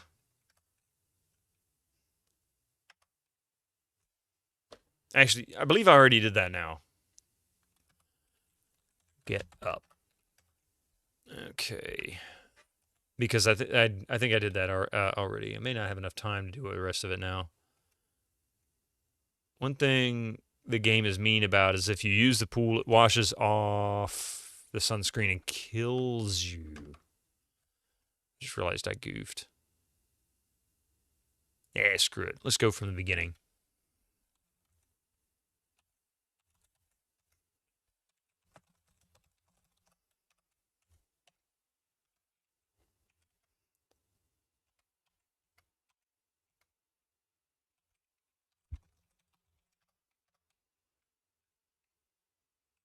Get kit.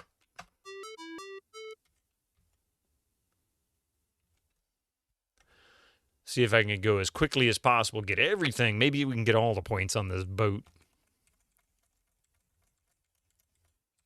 So we're at 121 now. If this works, then this will go up a couple of points, like 123 or 125 or something like that.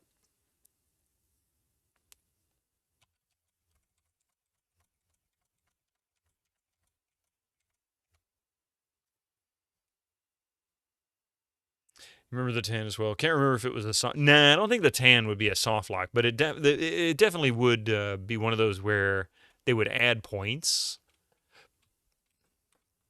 So one thing about Sierra games, you can finish them and you can finish them and not get 100% of the score. Like you can 100%. I 100%ed, was it King's Quest 4 almost by accident because I missed one little detail. I was off by like 2 points, and it was really just one little detail at the very end of the game. And when I realized what I missed, either I can't remember if somebody told me or if I figured it out on my own, but I ended up just going back, saving it, and like 10 minutes later, I was done with the game again with 100%. That's pretty common. Let's see. Sit. Get tan. Let the girl come out and... Okay. So we got 127 now. That gave us 6 points, actually.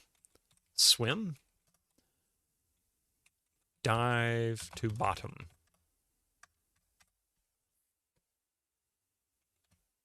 One of those Space Quest games you can cheat, and the game gives you more than the total amount of score.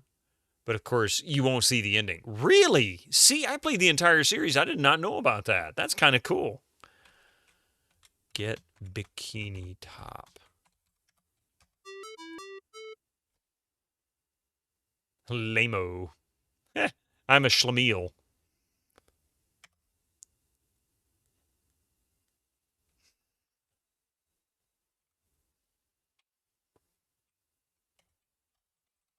Get out.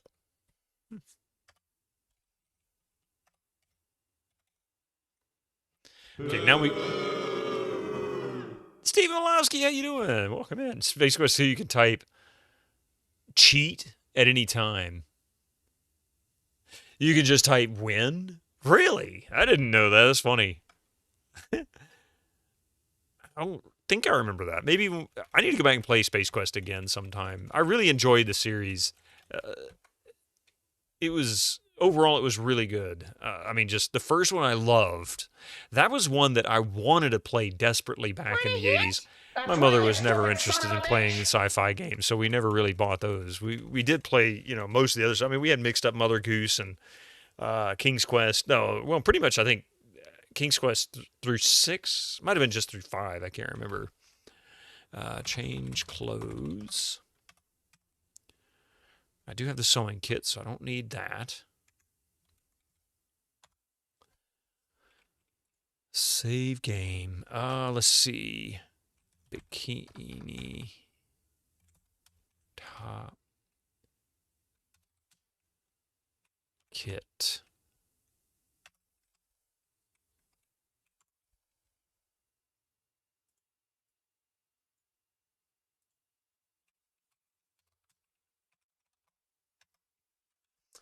Space Quest was the best after Quest for Glory. Yeah, we had all the Quest for Glories. We had all but 5. We didn't play the 5th one. But I remember playing 4. I don't remember if I finished it. I'm pretty sure I finished it. Because we finished at least 1 through 3. I remember finishing 3. 4, I think I may have had some trouble with because that was kind of buggy anyway, but I'm pretty sure I finished that one. That was a good one. It's going to make Larry irresistible. I always wondered what that stuff was. I never understood that. Never asked, how you doing, Steve Malowski? You could just type win. Wow, that's just like MS-DOS back when Windows was introduced. The speedrun for Space Quest 2 is thus quite dull.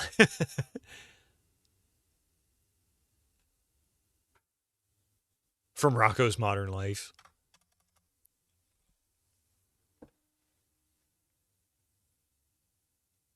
Four is probably more likely to block you by bugs than by puzzles. Yep. Yeah, it was buggy. In fact, it's highly recommended most people play it. Either play it in ScumVM or use the patched versions that like GOG or Steam sells.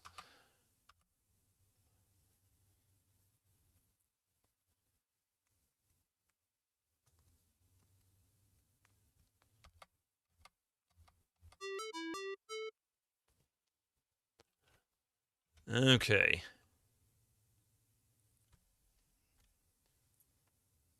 You know what? I'm going to change my trite phrase.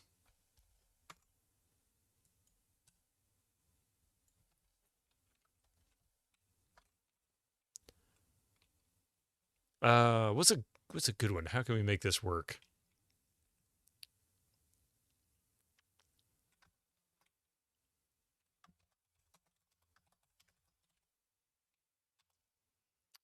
Nah, I don't like that one. What's another one?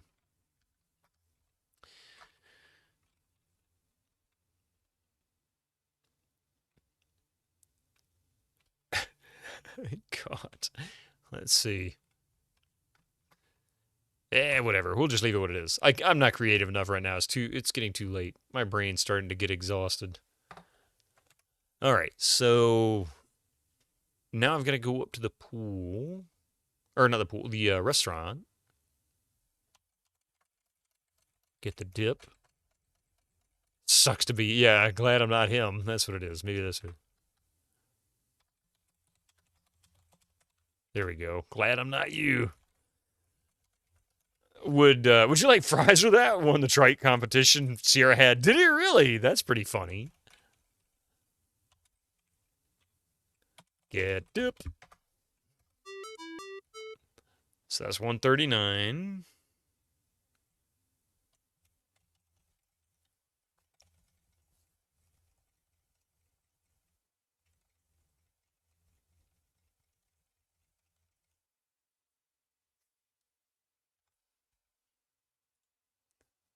Okay, wig, dip.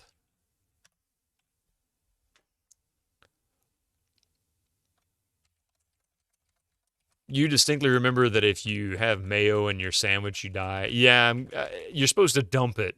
So it gives you points, though, to pick it up, apparently. Flip switch.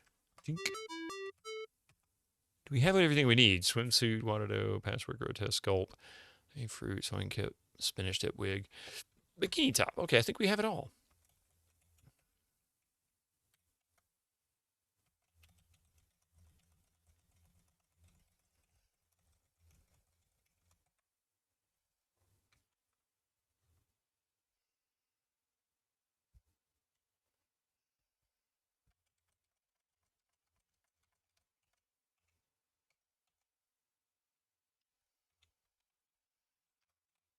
Use sunscreen.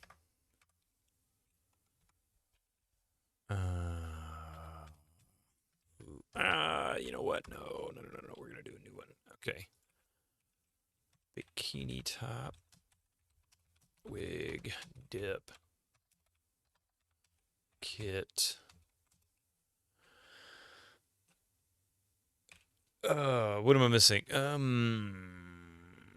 Oh yeah, I did get the tan. What did I miss?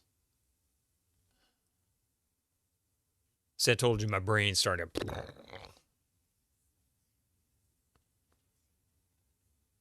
think that's it. Get in boat.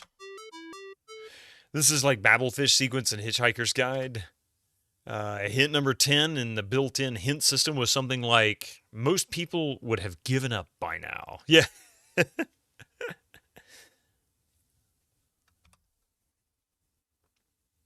Fuck, thank you for the 3-stream streak. How you doing this evening? Here goes the lifeboats. Wear wig. And now the rest is pretty much automated, so just got to hit buttons every now and then to get it to keep going.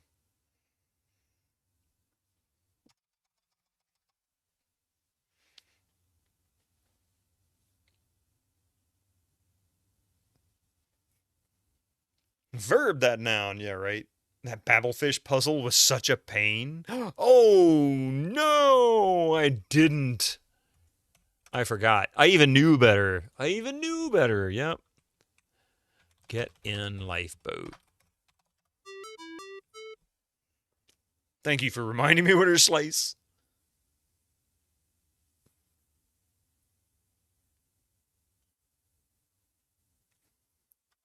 Ditch the dip.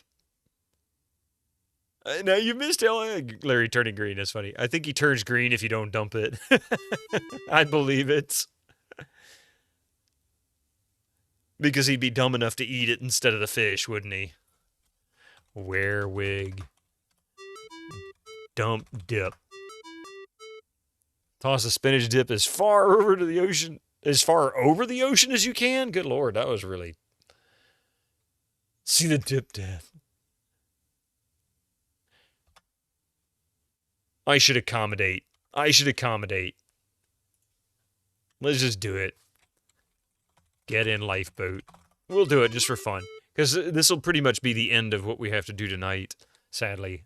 I'd love to... I want to keep going, but I'm starting to get tired. My neck's starting to get sore. Let's see. All right. We'll watch the dip death. Wear wig.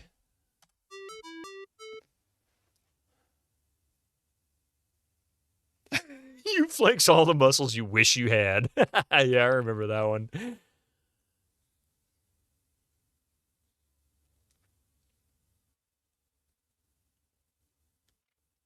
I like how instead of eating the fruit, he goes straight to fishing. But you don't have the fruit when you get when you get on the island. I don't know what happens. I guess he does eat the fruit. They just don't do it. But I'm guessing it's more points, kind of like the dip.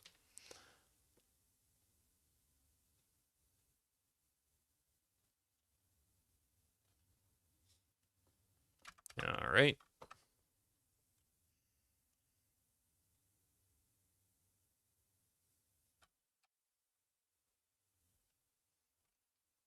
Come on, Larry. Hoser. Yeah, I'm a rank hoser. I'm a rank hoser. That's what I am. You probably die of scurvy without the fruit or something. Yeah, you're probably right. That makes sense. I mean, he's at sea for like 2 weeks.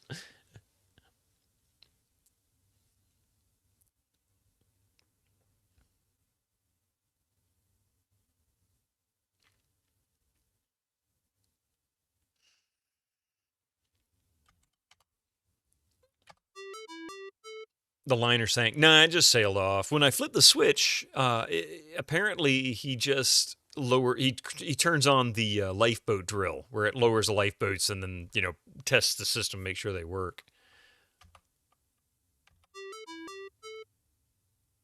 Oops. So homicidal whale on board, you're right, Winter Slice. Wow, look at the points rack up. Yeah. Good thing you brought that spinach dip along. Unfortunately for you, the mayonnaise spoiled in the hot tropical sun. Good job, Hulk. Better luck next cruise, Larry. Neon green, right? That's a lesson for you folks. Never eat mayo that hasn't been kept cold, and never let the mayo go out of date.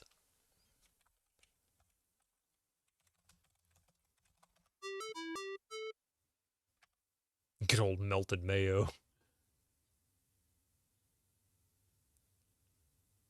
A zombie in your head.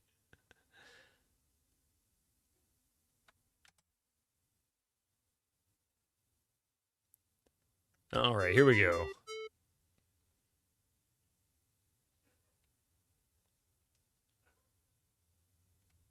All right, wear wig. Dump dip. Many good picnics ruined by the potato salad in the hot summer sun. Yep.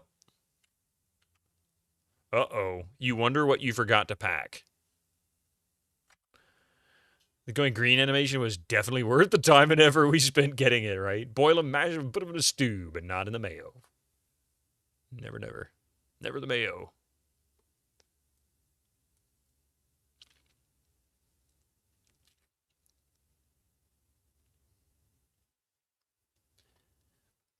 You'd think the lifeboats would have oars if they didn't have a motor or something, at least an oar.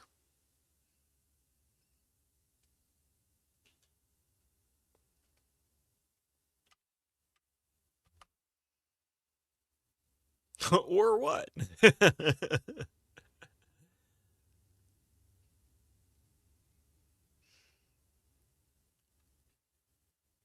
Oh, I know why you were asking if the cruise ship sank. It's because it went over the horizon. It got so far out of view that it actually disappears around the curvature of the Earth. Isn't it funny how time flies? So, and it makes it look like it sinks. You missed the chill, quiet retro stream without explosions every 0.314 seconds? Hey, that'll be tomorrow morning, Winter Slice, 8 a.m. Eastern. It fell off the edge of the flat Earth. Rank lame-o.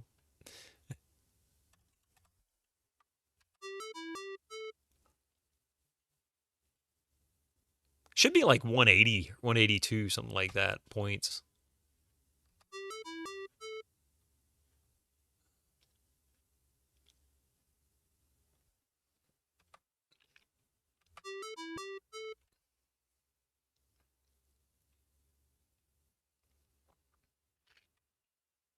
Let's see. There we go. Mm-hmm.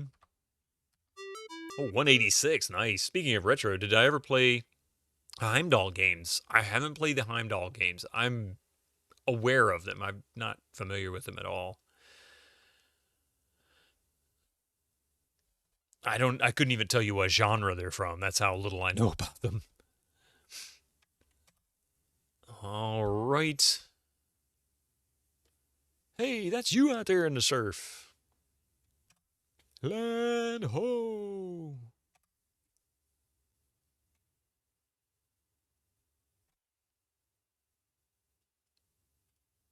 Heimdall always looked interesting but difficult to play. What kind of game is it exactly? Any details on it?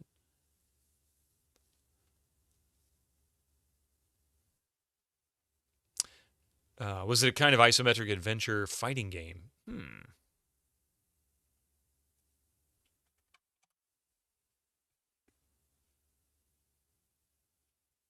Asshole.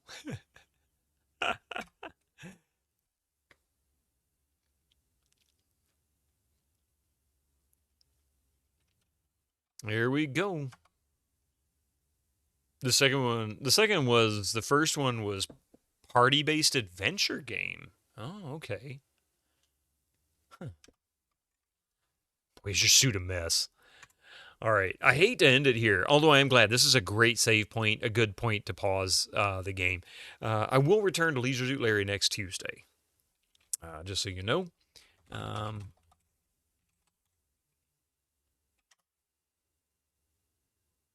Oh, wow. His suit looks perfect now. I didn't notice that.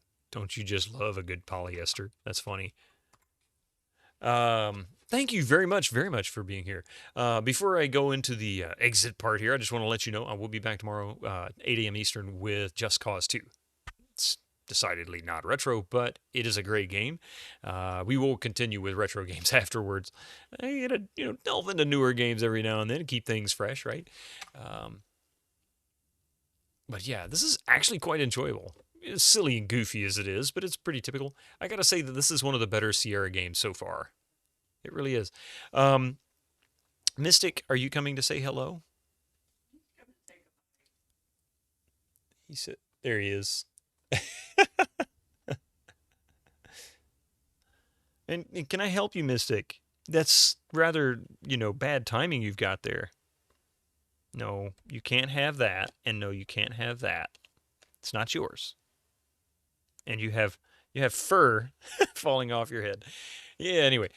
Mystic, I need you to move because I can't see chat. All right? Come here, buddy. Let me pick you up. I know. Look at this pretty furry kitty cat. He says, no, don't look at me. I'm hideous. I know, buddy. I know. You don't need to see chat. Only cat. Meow. Your kitty says hi to Mystic. Well, hello. Mystic is so cute. He's so wonderful. Thank you so much for that, Amicus. He's not much to be held or really even get in my lap. Strangely enough, he actually stayed in my lap longer than he usually does. Or was I? Oh, yeah. Anyway, so tomorrow morning, 8 a.m., we'll be back with Just Cause 2. This is my trial run on Wednesday mornings. There's no guarantee I'll continue to do it, but I am going to do it tomorrow and see how it goes. Thursday, I'll be back, especially for night streams. This will be important for you all if you're new to my channel. You can catch me over on GOGcom. GOGcom at 7 p.m. We're going to be playing Kingdom Come Deliverance 2. Brand new game that came out, a month or two ago. I can't remember exactly the release date, but it's recently. The sequel to the first one was fantastic. I love that game. I've streamed it on GOGcom a couple of times. I've played through it entirely on my own back when it first came out. It was wonderful. If you've never played it, I would say it's very much in the same vein as things like Skyrim or Witcher 3, very much like those types of games. So if you like those types of games, I can guarantee you'll really enjoy Kingdom Come Deliverance. I'm looking forward to the second one. I've already played through the intro to it, and I'm already excited about it. It looks like it's going to be a lot of fun.